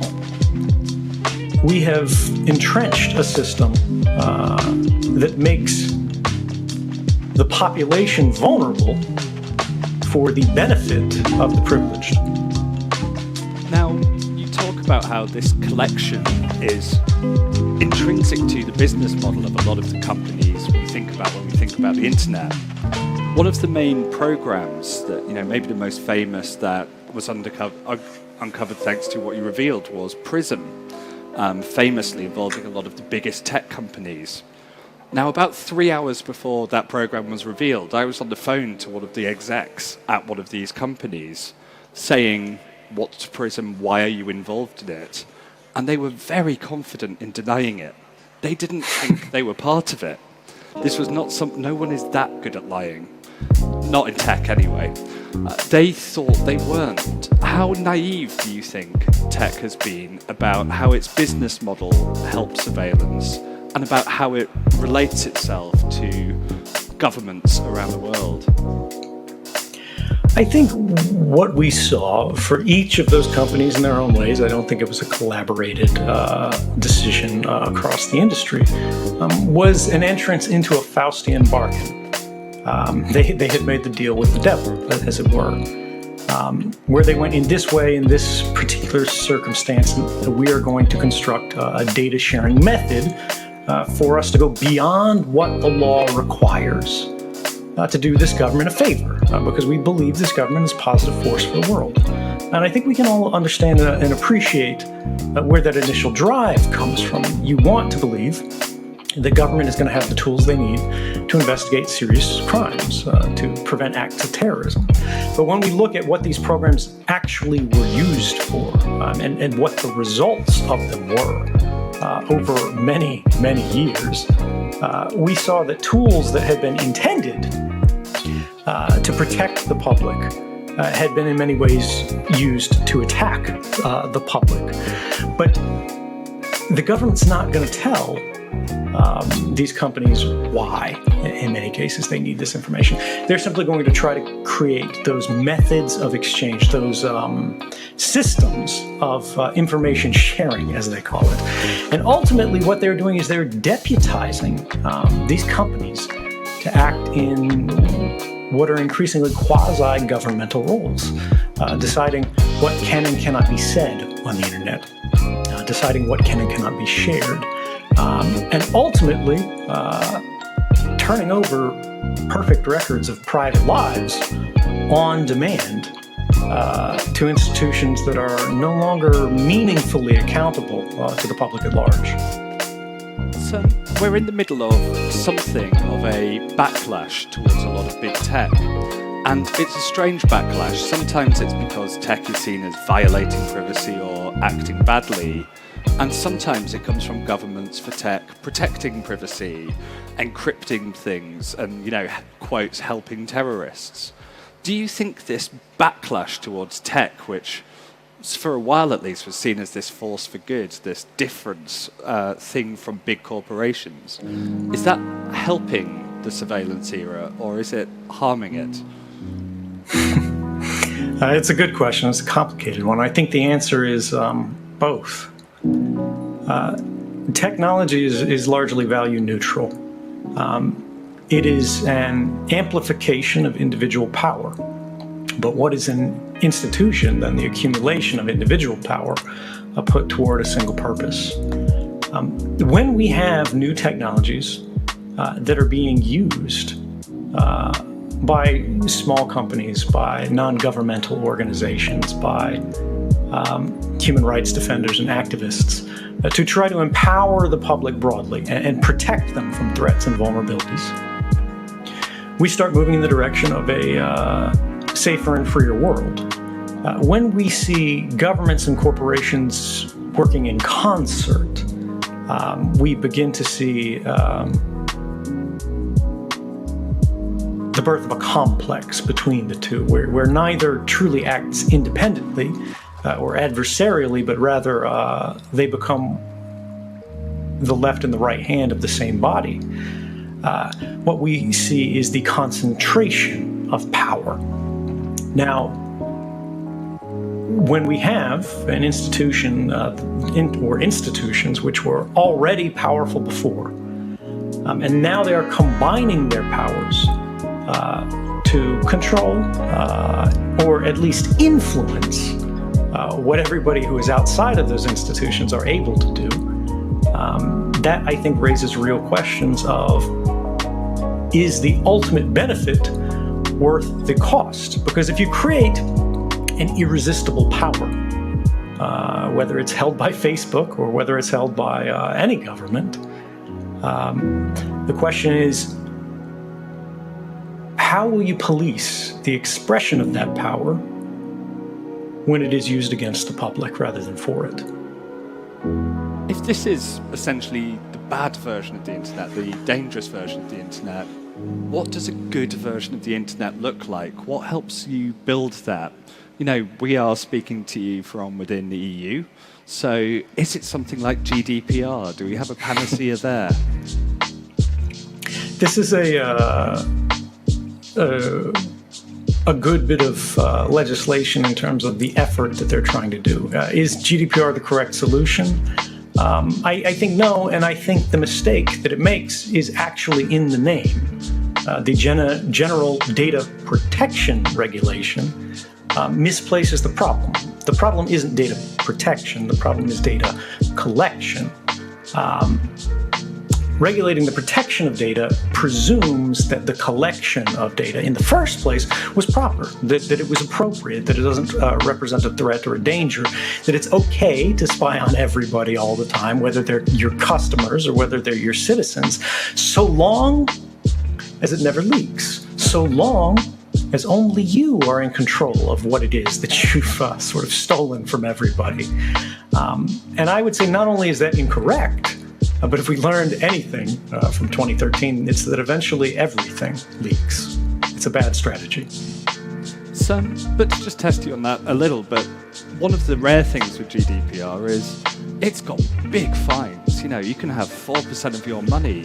Are there not some tech giants you'd like to see facing that kind of thing?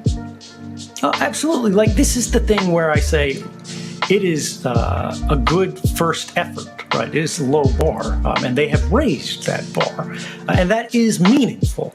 What I'm saying is that it's not a solution. What I'm saying is that it's not the good internet that we want, because even though the GDPR does propose, I believe, 4% of global revenue fines for internet giants, today those fines don't exist.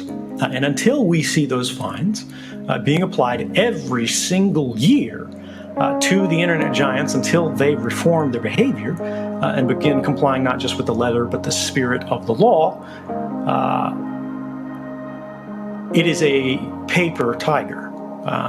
And I think that actually gives us a false sense of reassurance, because these companies that are the ones who that fine is most threatening to are also the ones with the most lawyers who are able to undermine the meaning of that law the most effectively.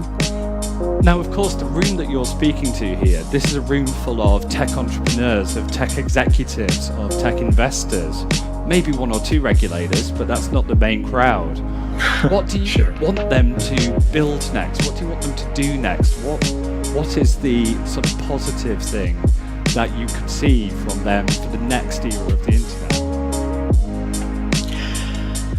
I think we need to consider what the real problem is. What is responsible for this mood that we all feel, whether we're talking politics, whether we're talking technology, whether we're talking economy.